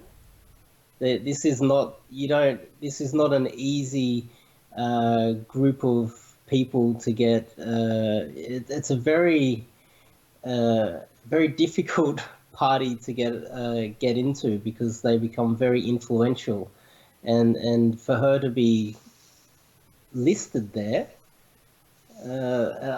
I don't see the Chinese Communist Party trying to expose her, if that's the other option here. As if Xi Jinping put her on the list to try and expose her and get her kicked out of Australian politics. That's the only option. That's the only other theory that I could have why she would be there, right? Like there's no other scenario unless they're trying to expose her, because. Anyway, she's not really a Hong Konger. Her parents are mainland anyway. Well, she says she's never been to mainland China. Well, her parents are mainland, so she was ASIO warned Malcolm Turnbull about her. This is another thing that I discovered. Yeah, this has been reported. What we're discussing right now is it's all throughout the mainstream media. So all I'm doing is giving you information that the mainstream media is covering, and it's really good to see that the Australian media has picked up on every aspect of the subversion in Australia. And 5 to 10 years ago, I wouldn't even been able to discuss these topics with anybody without being called a racist. And it just seems like Scott Morrison is so far behind. He's not up to date with what's happening today, and he doesn't know what's happening with Australian society to still be thinking a decade prior, where you can't even. A decade ago, you wouldn't even been able to criticize a Chinese public figure. Now we can, and Scott Morrison is still thinking that it's okay to say, oh, this is yellow peril, or this is racism. Do you have those images that I sent you from the Global Times? No, I wasn't able to, because you sent Okay. you sent them through a encrypted chat. So I'll just tell the audience that there's the Global Times is the mouthpiece of Xi Jinping, and they wrote an article pretty much congratulating Scott Morrison on bringing up racism. The CCP has eventually, after kicking out Kevin Rudd and kicking out Malcolm Turnbull, the CCP now has the Prime Minister that they want, and he's not the Prime Minister for us. Even though I would normally vote Liberal, they're all corrupt. They all need to go now. Almost every single one is corrupted. If our Prime Minister this is the catch cry of the Chinese Communist Party, and Scott Morrison just announced it to the world. It's very damning. I was speaking with, because I do a show, Trans Tasman Talk, on Tuesday evening with my New Zealand counterpart, the editor of Right Minds, Due de Boer, and I'm sure you're aware of this situation, that it's so much worse in New Zealand. Both the major parties in New Zealand, National and Labour, have what you basically call their Chinese Communist Party handlers. There's on the Labour side, there's Raymond Ho, and he's on the Labour side, and Zhang Yang is on the National side, and he actually used to train Chinese Communist Party spies. Yeah, well, it's interesting. I'm extremely happy. I'm so happy that the mainstream media is reporting on it, and although the Chinese media is saying that it is we're kind of going crazy with the yellow peril worries right now. It's totally justified because that's what China is trying to do. Gladys Liu, by the way, she was queried about Hong Kong in the past, and she was asked about the extradition bill and what she thinks about it, and all she did was say that she would like a peaceful end to the Yes, protest. I remember that. She was extremely vague.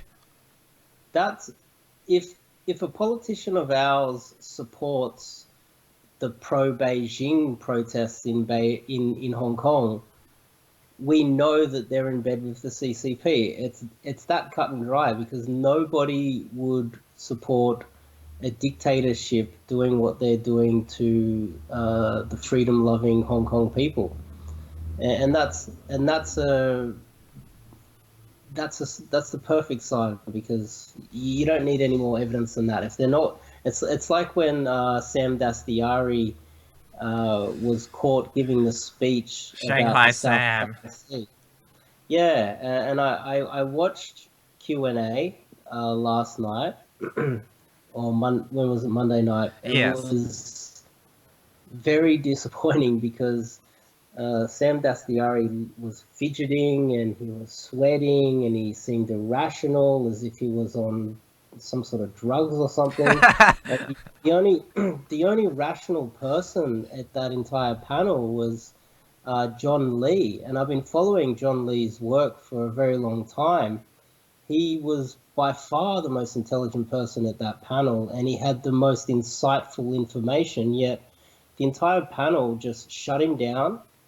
Some Eva Cox feminist shut him down as well. Sam sat down.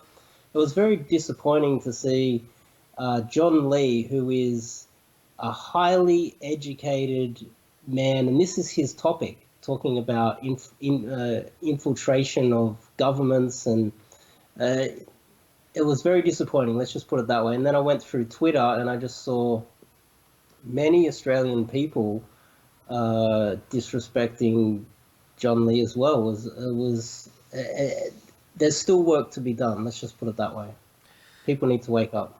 Yeah, and it didn't help that Scott Morrison at the end of the week played the race card, saying that to attack migrants such as Gladys Liu is an insult to all Chinese Australians. And then there was the gotcha moment at the end of the week. Well, how come it's racist to question Gladys Liu's connections to these Chinese community groups, but it's not racist to call Sam Dastyari Shanghai Sam? And he said, I don't recall saying either of those things. And then I was trying to find the interview, but when he was on Ben Fordham 2GB show 2 years ago, he says Shanghai Sam about 6 times just in the one interview, and then he said it elsewhere in press conferences, on Facebook, on Twitter. He said it everywhere, and then he said, oh, I misheard the question, I didn't hear it properly, which is another bullshit politician response.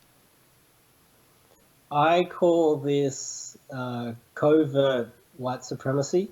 It's my own definition. What it is if you are someone who hangs out with only white people, your partner's white, your children are white, your friends are white, your work colleagues are all white, you live in a white bread area, you don't really know much about the outside world, and you think that you are superior.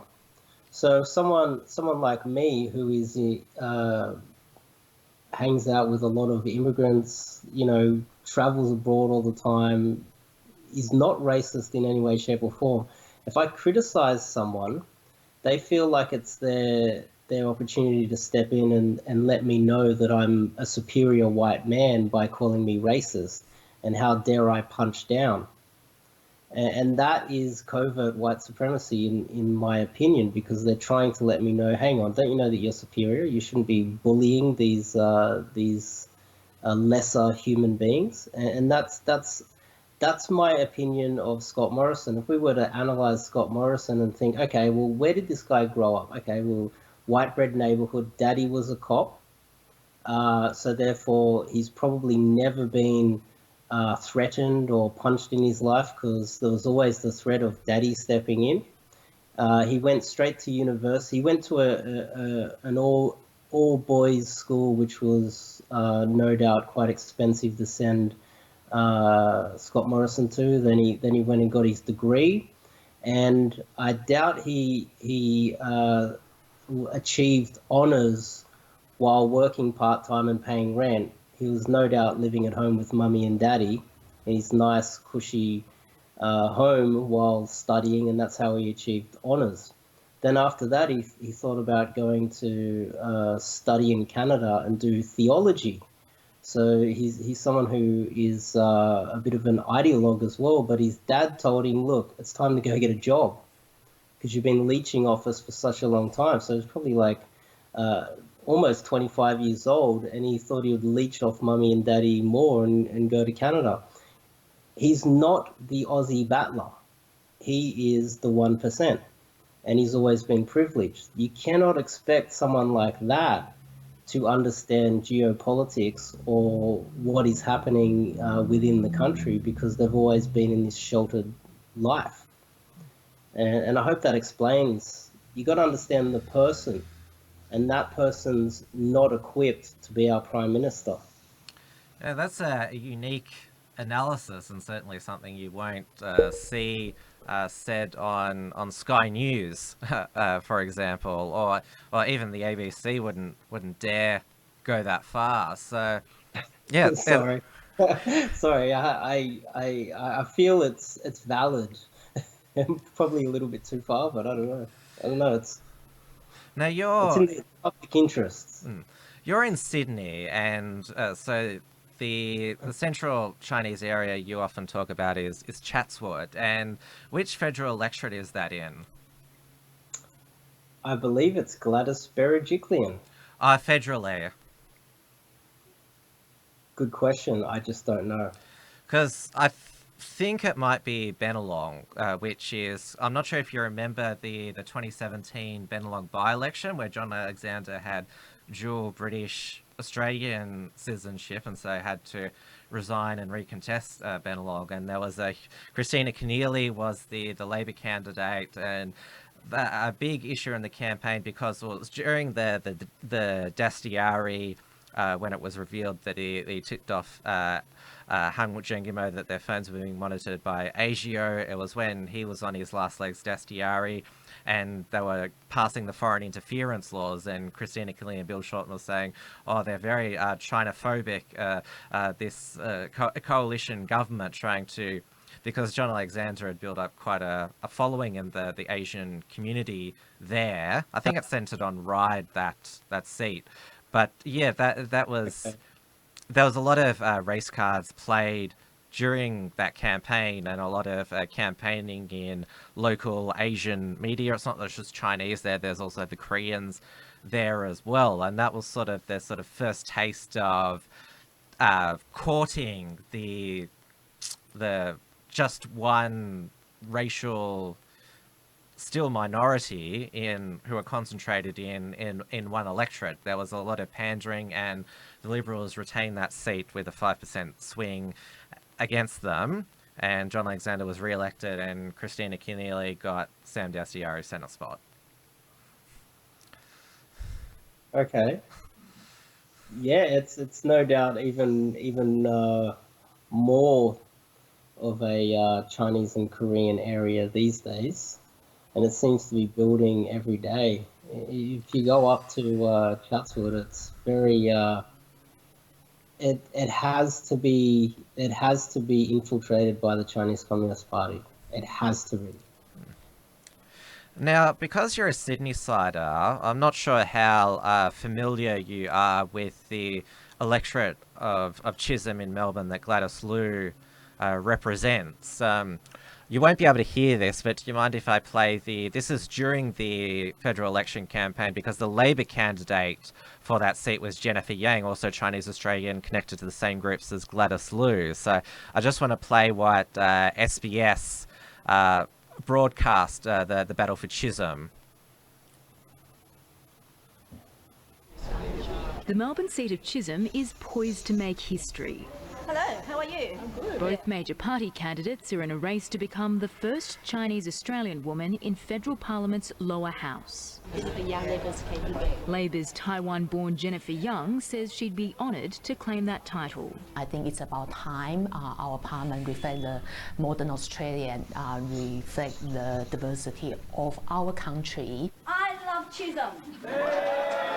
The Liberal Party is also chasing that record. Hi, I'm Gladys. Gladys Liu migrated from Hong Kong 33 years ago and says her cultural heritage makes her relatable to locals. A lot of them are very excited because, well, knowing the candidates who can speak not only English but also Mandarin and Cantonese, that's my first language, that made it easier for some of them to communicate. The marginal seat, once held by Julia Banks, is among the country's most linguistically and racially diverse. 1 in 5 voters here is of Chinese heritage.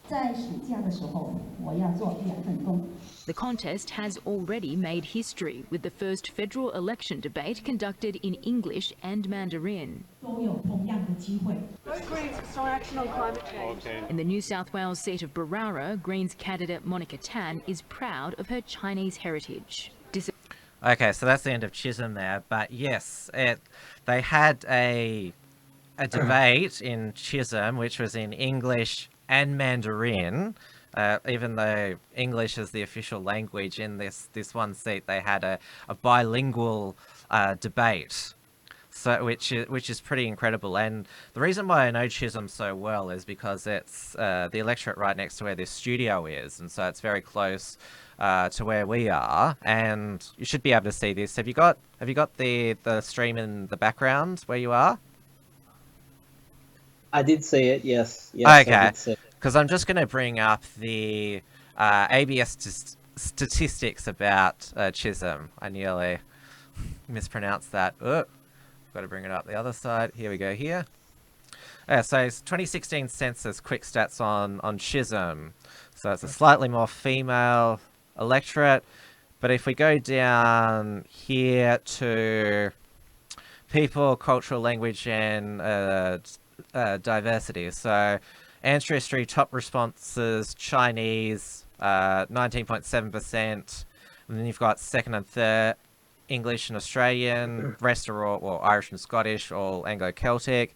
Country of birth, Australia, 49.4%. But you have China, 14.2%. And go down further, both parents born overseas, it's a majority of the electorate, 56.6%. And both parents born in Australia are 29.3%, so it's almost 2 to 1 there.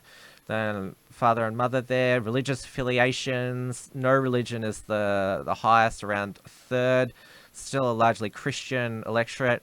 Languages, top responses other than language, 15.6% is Mandarin, then 4.8% Cantonese, and was it Greek? There was no Greek candidates there. They're 4.6% Greek speakers. Where's the Greek representation there? I think the difference between the Mandarin and the Cantonese, there's your that's the stat that you need. Well, in that, hang on, I've got to bring you back in now.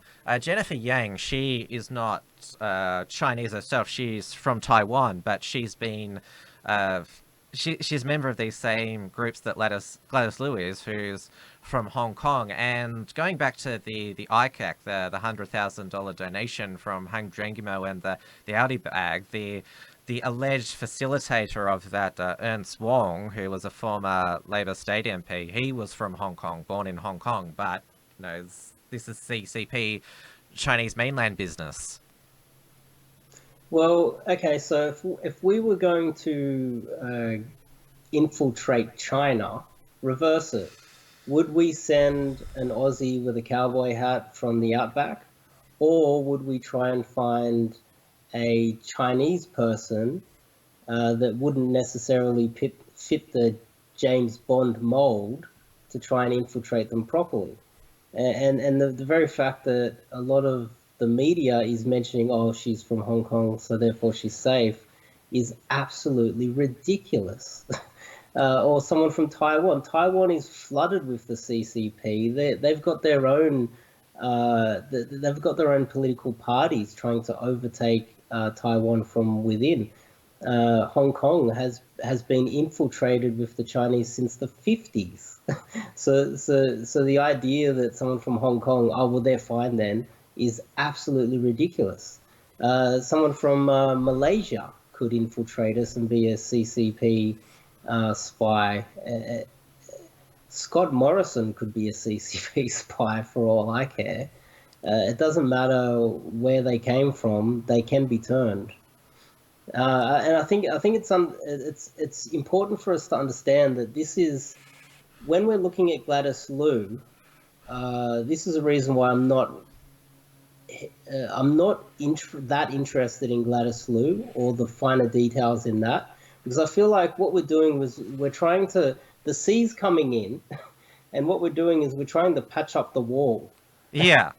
Gladys Liu is the beginning of a million of these. And if a Hong Konger doesn't work, they're going to send a Russian at us. They're going to turn a British-born Chinese background person at us. This is going to continue until they get the prime minister that they want, and they effectively destroy our democracy from within. But one of the stats there was like 40%, something like 40% were Chinese, yet most other people were Australian or English or Irish. Fascist. The definition of fascist is a bundle of sticks, and they're so tight together that you can't break them. And such a small population of Chinese were able to put two people against each other who were both pretty much the same. So it didn't really matter, because if they both had the same background and they're both possibly spies, the CCP wins either way. Yeah, and the minority, and they're very active. I also like to put together another pattern here, is that Sam Dastyari, he escaped this awful. His parents escaped an awful war zone, and his parents came here, and they obviously realized, look, we need to push our son into politics and gain power. So people that escape an awful situation like a genocide, they want their children to become powerful. And that's a warning as well, because when you look at Gladys Berejiklian, and her parents came from an Armenian genocide. What do we have? And the problem here is that the Australian people are not motivated enough to take control of our own country. And if we're not careful, the small 1% of Chinese will rule over us the same way they do it in Indonesia, the same way they do it in Malaysia, the same way they do it in many countries in all over Asia, if we're not careful. Yeah, that's certainly right, and our political class now are playing catch up, because the media has now latched onto this, that there's been this CCP infiltration for decades, and I think John Howard is probably the most complicit Prime Minister with his neutral China policy. And going back to Sam Dastyari, that's what I was going to say. He just wanted to get the money off the Chinese businessman. He was just a fool, naive, and got sucked into it because he wanted to be the bag man, and that's why he got up at that press conference and thought he could get away with contradicting national policy. But I don't think our politicians are completely captured yet in the same way that the New Zealand ones are completely subservient to the Chinese Communist Party. But like the nation as a whole, Australian politicians are now in a shit sandwich. They're already like, they don't. A lot of them don't know who they're meeting with when they're meeting Chinese Australian community leaders, and yeah, they've obviously got a lot to get their head around if they want to try and reverse this. Yeah, well, Scott Morrison has appeared. He did an interview with one of my most hated media organisations in Australia called Sydney Today, and they are a Chinese Communist Party run stooge for Xi Jinping. They've written several articles on me, and if you translate the comments underneath, it's white pig, we hate Australia. And then straight after that, you have people like our Prime Minister being interviewed by these people. It is an absolute disgrace. And they write articles all the time, just putting down Australia. This is Sydney Today. They're based in Sydney. They're a Chinese Communist Party run stooge. And it is absolutely ridiculous that so many Australian politicians are being interviewed by these media organisations that don't have our best interests at heart. They're not aware of what's going on at all. Yeah, and Scott Morrison, he took to WeChat, the Chinese social media, to defend Gladys Liu. And Gladys Liu, during the 2016 federal election, she used WeChat to promote the then Liberal candidate Julia Banks. Now, it's just described in the media as the Chinese version of Facebook, but what is it really? Well, WeChat, when you download that app, it watches everything that you do. There is 1 billion people on WeChat. It is no joke. There's a lot of people on this app, and I recently saw in the news that Huang Xingmo, his bank accounts have been frozen, which I thought was great because I've mentioned that before. I actually mentioned it with Steele, that's one of the tools that we have at our disposal. Another tool that we have at our disposal is blocking WeChat in every Western country. And I'm just waiting for the moment that the United States steps in and we have a huge attack on WeChat the same way that they had on Huawei. WeChat needs to go, and we need to do something about it. But if I can think about it, I guarantee you that ASIO and the CIA, they're all watching it very closely.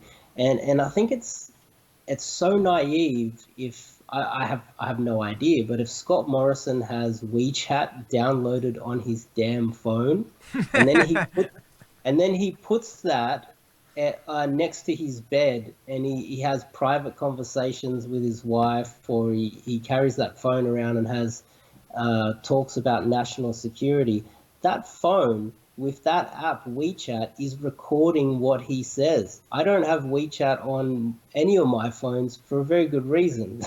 It's dangerous. They can gather information from you. Well, I still take the libertarian perspective that you can't just ban a social network, even though it is like a spy ring.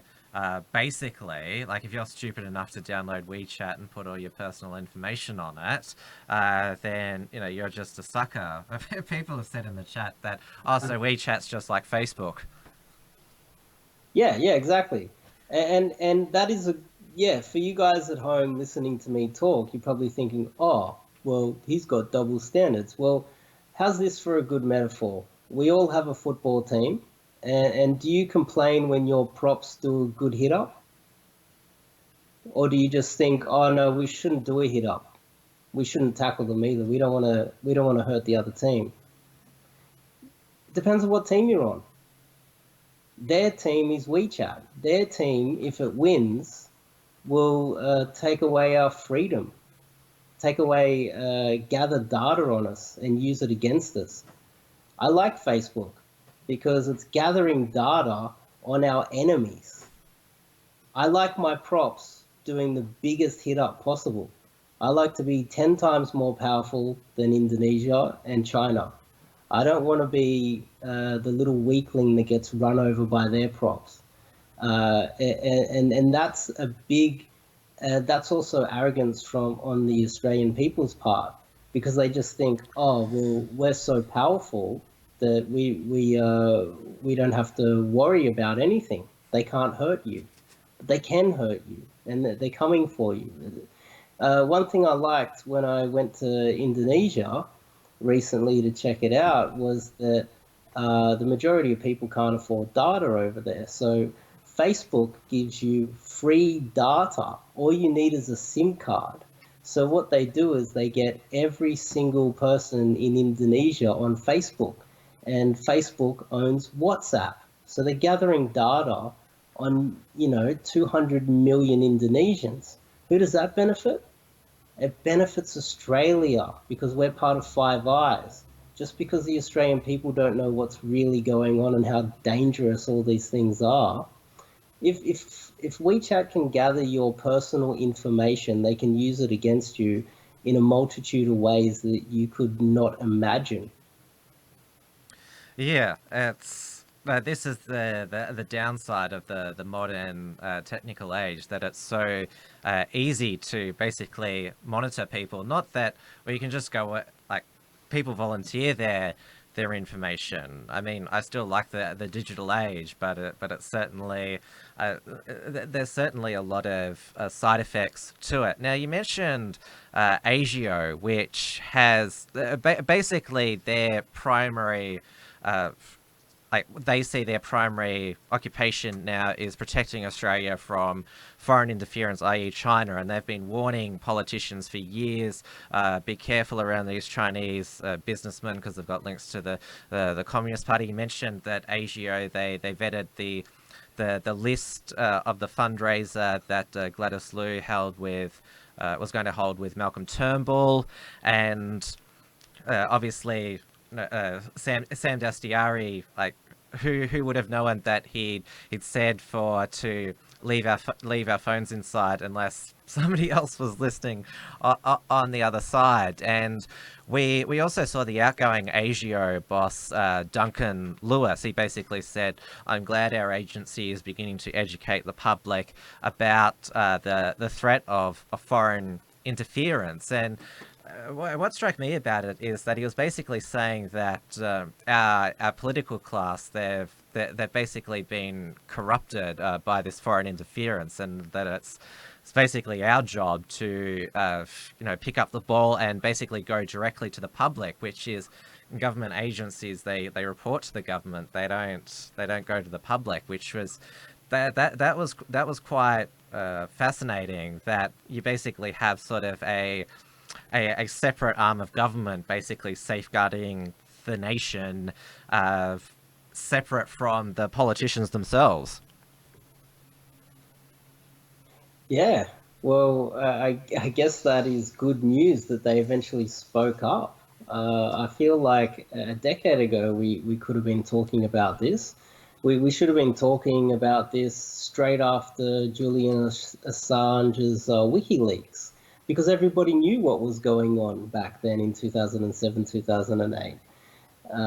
But we decided to wait such a long time.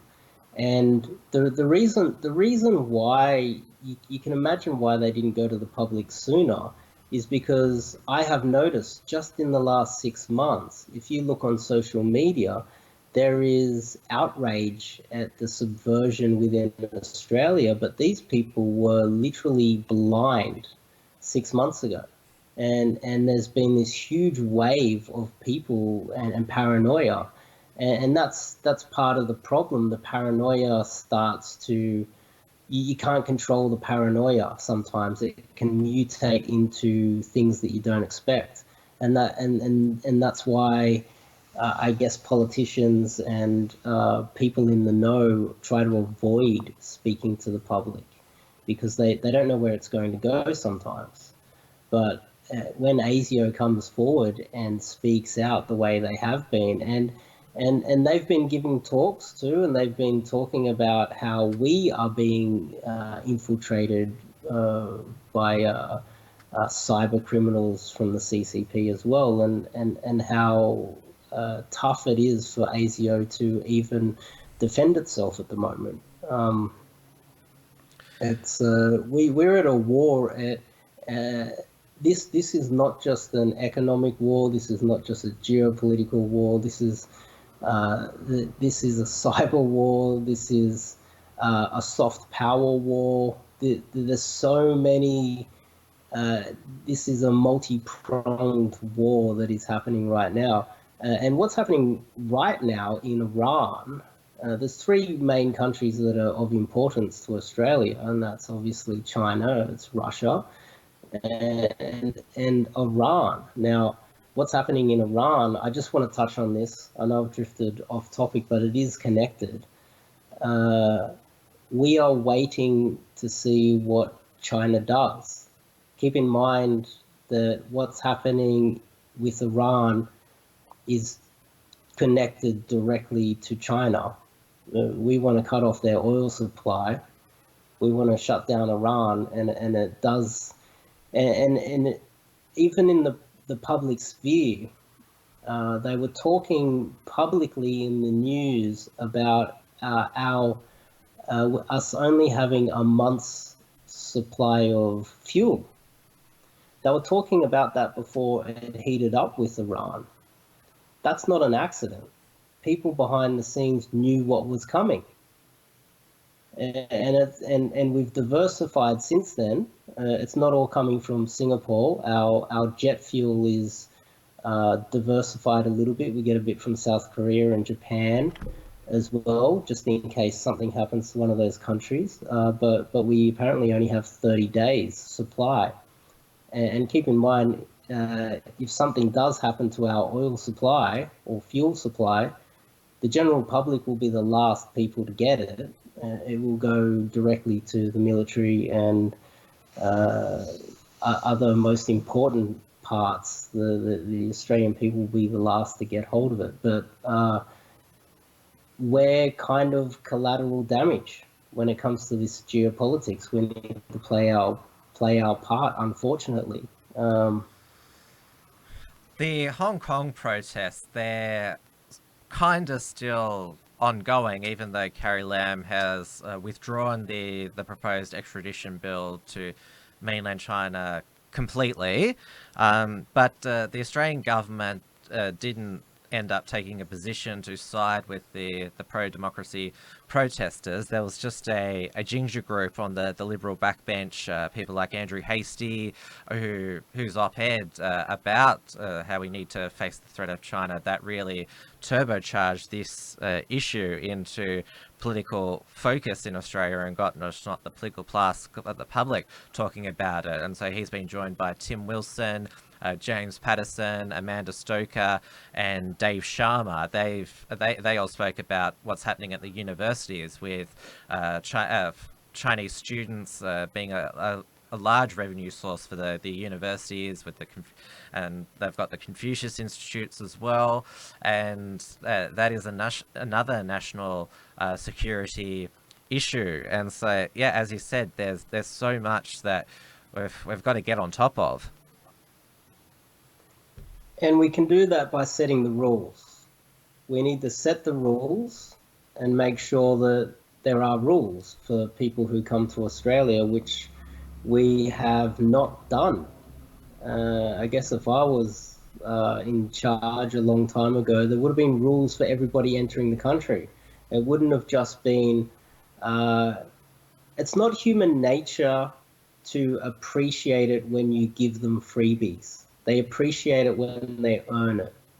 So when someone comes to Australia and we hand over not only citizenship, but Medicare and all of the freebies that go with our clean air and our democracy and freedom, these people don't necessarily appreciate it. They feel like, okay, now it's my... Someone born in Australia should not have to compete with someone that has just received citizenship. because they don't in America. In America, you have to earn your place and you have to prove yourself all the time. But in Australia, it seems like we have all of these people who are first generation Australians, or they're immigrants to Australia, and they get into politics and they start pulling the strings on how we're going to be ruled. And that is totally outrageous from my point of view. Someone that, if you look at where Gladys Berejiklian's parents came from, or if you have a look at Iran right now, where they have signs up of martyrs that blow themselves up, their parents came from that background, and their children are ruling this country.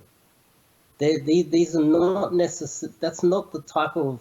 It depends on how you see the world. Do you see it as nature or nurture?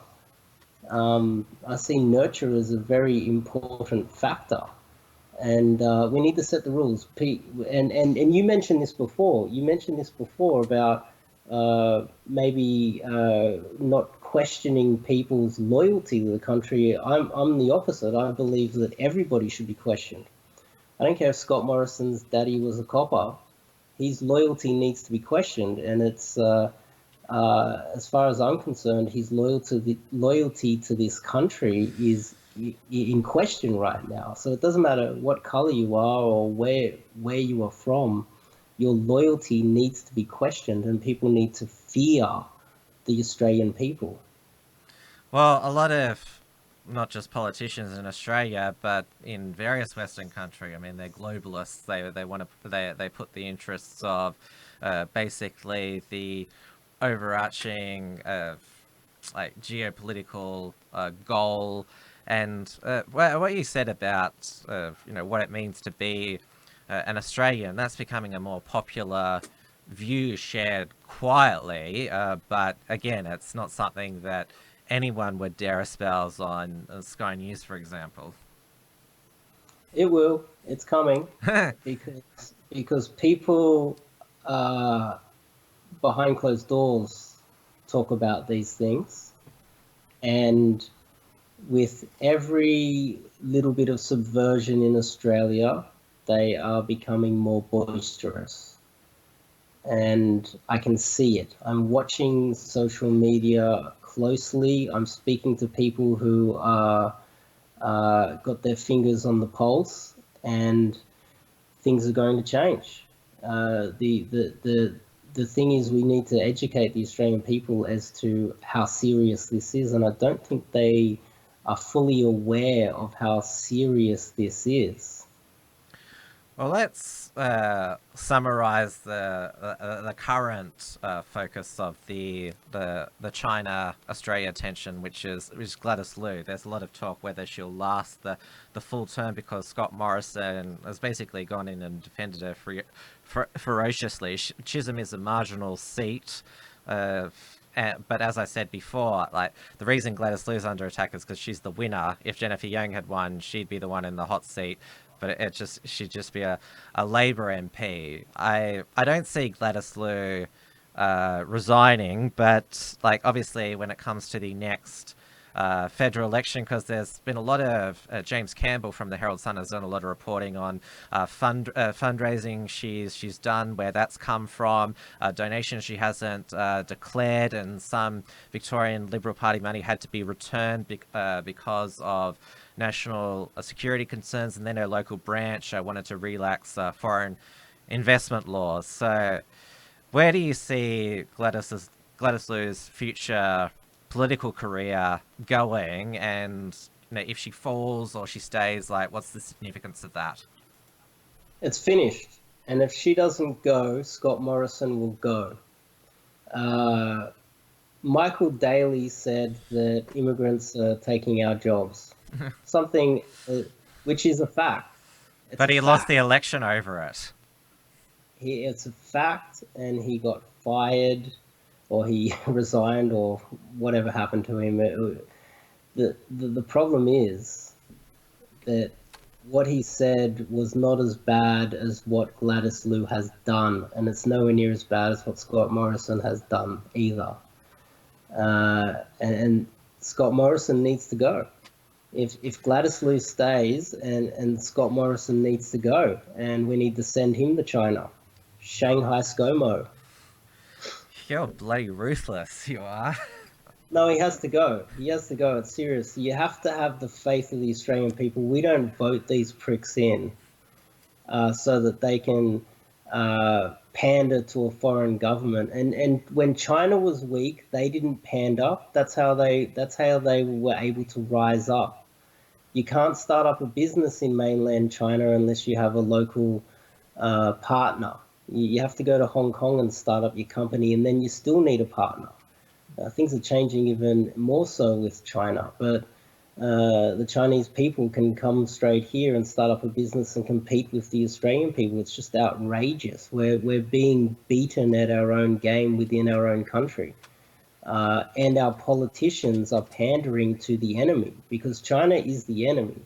The thing is, it might sound outrageous to the Australian people right now, but it's heating up. And if they're not aware of how serious this is, it is going to get so serious that some big shocks are going to happen to the Australian public. And they're going to be shocked when things happen. It's only going to get worse, and the Australian people need to wake up now and start protecting themselves, and we need to protect ourselves from ruthless authoritarian governments, as in our government. Our government will eventually become more and more authoritarian if we allow this to happen. The Australian people, well, this is where the pattern leads if we don't keep on top of it. Well, I certainly agree that our government is becoming authoritarian, and that's just not all down to China itself. But, well, if they become our masters, Chinese Communist Party, yeah, who knows what's possible. Everyone in the live chat has absolutely loved what you've said. They've loved you as a guest on the second episode, because this is on a brand new channel, though a lot of them have come over from the Unshackled channel, but for a lot of people this is their first introduction to you, so you'll definitely be invited back. There'll probably be another Chinese Communist Party scandal in a couple of weeks. Yeah, and you've actually got a few fangirls in this chat as well, so they want your number. Oh, that's nice. Thank you. All right, have a good night, Dave. Glad we could finally chat in the end, and yeah, everyone go over to your channel. Now it's just called Dave Lee, which is actually hard to find because there's so many Dave Lees and some are actually Chinese. Yeah, I guess you just type in Dave Lee and then scroll down, or you can just wait on this channel, and there will be another drama next week, and then every day from then on, and we can discuss everything that's happening here. On my channel, I complain as well. I complain everywhere. Let's just put it. Yes, but you're a unique complainer, and like I said, you're much more hardcore than what any other commentator would say on China. Oh, well, I guess that's when you start talking about Australian politics, I'm not quite up to date with Australian politics. And the reason why is because I follow Chinese media and follow what's happening in China. And they're right-wing. What happens is, this is why I know a lot of Australians like to call what I am saying right now as right-wing, but it's not right-wing. Because if you're a Chinese person, you're right-wing. I can't go to your country, I can't get a job, I can't... it's impossible to get a job unless you're an English teacher. I can't immigrate to China. They, instead of calling themselves conservative, they say we're traditional. And then what happens is these right-wing Chinese people come to Australia, and as soon as they come to Australia, it's in their best interest. What's their incentive? Their incentive is to get hold of our goodies. So then they become left-wing because they want access to our goodies. So they come here and they say, oh, look, I want freedom for all, and I want equality. No, what they're saying is it's in my best interest for you to share what you have when I arrive. But if you follow them back to their country, they become right-wing again.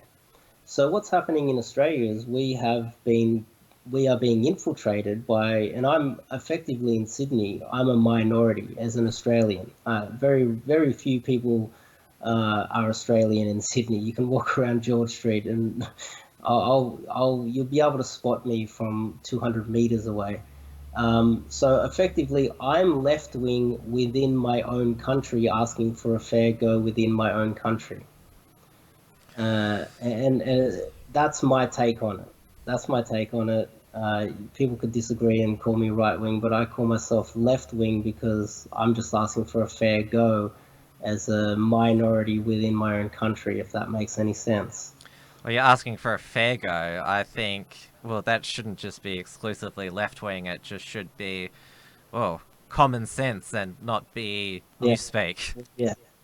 All right, we'll bid you farewell now, Dave. Take care. Subscribe to his channel to keep up to date on basically everything that we've covered tonight and other matters relating to China. All right, catch you later.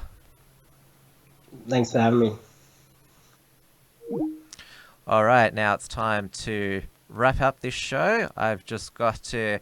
Now, because it's just me doing this, I'm doing the transition from the... can I do this? No, that's not me. Ah, yeah, there I am. Alright, so, wow, that was pretty epic second show. We started late and we're finishing way into late. It's now 10 p.m. Melbourne time. We normally don't go this late when it's Unshackled. Unshackled, what's been going on extra long on Thursday evenings, but yeah, this is around about the time when Unshackled finishes. So, well, that brings me to the final part of tonight's episode, and that is the reminders. Now, this was a pretty epic show for a Wednesday night, so we did clash with Dear Beltran live. I'm thinking, and this is just me planning on the spot, that I'll probably do the solo show that I did on Sunday evening. I'll probably do that on Wednesday nights now, so I can finish by 8:15 Melbourne time, so then you can all go over to D Beltran live, and there won't be this clash. But also remember that I'm on air 5 nights a week now, so on Sunday nights is WilmsFront, then on Tuesday evenings it's Trans-Tasman Talk with Tua DeBoa, editor of Right Minds New Zealand. That's on the Unshackled channel. And of course Wednesday nights is 7 p.m. Melbourne time. It is WilmsFront, and WilmsFront is also on Friday night, 7 p.m. Melbourne time, and of course Uncackables, 8:30 p.m. Melbourne time. I co-host that with David Hiscock, editor of XYZ, and we also have Maddie Rose from XYZ and James Fox Higgins from The Rational Rise as our primary partners. So I'm taking on a lot of commitment here to bring you 5 nights a week. And remember, this is on a brand new dedicated show channel, because so you know that Sunday, Wednesday and Friday nights, 7 p.m, except for tonight, most of the time, you know that that's when I'll be going live, and it'll only be this show. So make sure that you are subscribed to this channel, and you click the bell to allow notifications so you know when the show begins. Now, of course, given that I'm now pretty much 5 times a week, full-time internet radio broadcaster, we need the financial support of people such as yourself in the live chat and who watch this on replay and enjoy our content. Best form of support is taking out an Unshackled membership at theunshackled.net/membership. And there's our web donation form at theunshackled.net/donate. I am in the process of getting this up in podcast form, like my previous show, The Unshackled Waves, was. I've just got to get it registered on Apple Podcasts, Spotify, and all the different podcasting platforms. As soon as that's done, then I will add those to the show description, and I'll also link to those. The timwilms.com website is nearly ready for launch. That'll be basically a landing page for everything about the show. It'll have an archive of the episodes and all the links to my social networks as well, because I've set up my own social networks now. I have my own Facebook page now, which I'm a bit more interactive on, which is facebook.com/WilmsFront. Twitter, I'm somewhat active on, so twitter.com/WilmsFront. And of course, I'm on gab.com/TimWilms. And I'm also on minds.com/TimWilms. So follow me there. I'll post the links in the description. And of course, we are working towards getting this show on rationalrise.tv, the free speech video hosting site that James Fox Higgins of the Rational Rise has set up. We eventually want to go live to that platform as well. And of course, don't forget, back on the main Unshackled channel, there is always new episodes of Steel Archer's Detonation program. At the moment, he's focusing on the transhumanist party presidential elections. There was another epic 6-hour debate today between the candidates. I admit, it's quite a niche area, but transhumanism, it's certainly something that you should all research and learn more about, because the digital age, it's not just on computers, it's also the physical form as well. So there's heaps going on with the Unshackled and the other alt media scene as well, because we have, of course, XYZ live every Monday evening. Maddie from Maddie's Modern Life is always posting up new videos on not just YouTube but on BitChute, where he has these exclusive uncensored videos, which will also be on rationalrise.tv as well. And James Fox Higgins, he's got his Patriarchy Hour show, so he is regularly producing content as well. So basically what we're trying to do here with this sort of alt media alliance is basically you won't ever have to listen to a mainstream media podcast again, won't need to watch a mainstream media news report. You can just prime time, just go to any of our channels, and in the end, rationalrise.tv, and you can catch up and get some real news, which you know that is not going to be the Fed corporate controlled line. We're going to tell you what we really think, and we're going to break down how the mainstream media is trying to manipulate you. All right, well, that's all for tonight. So on Friday night's show at 7 p.m. Melbourne time on this channel, I've got Liam Kawasha from the Young Conservatives Queensland. If you haven't followed their Facebook page, Liam, he's pretty much the face of it now. He does some very well-produced professional videos on current events. So I'm very much looking forward to speaking with him. All right, now it's time to play out the outro music, and I'll see you on Friday for the next show. Thanks for tuning in to WilmsFront. Visit timwilms.com or Rational Rise TV to view the archive of episodes. And keep visiting the Unshackled.net to view all our shows, and to keep up with the latest real news and analysis.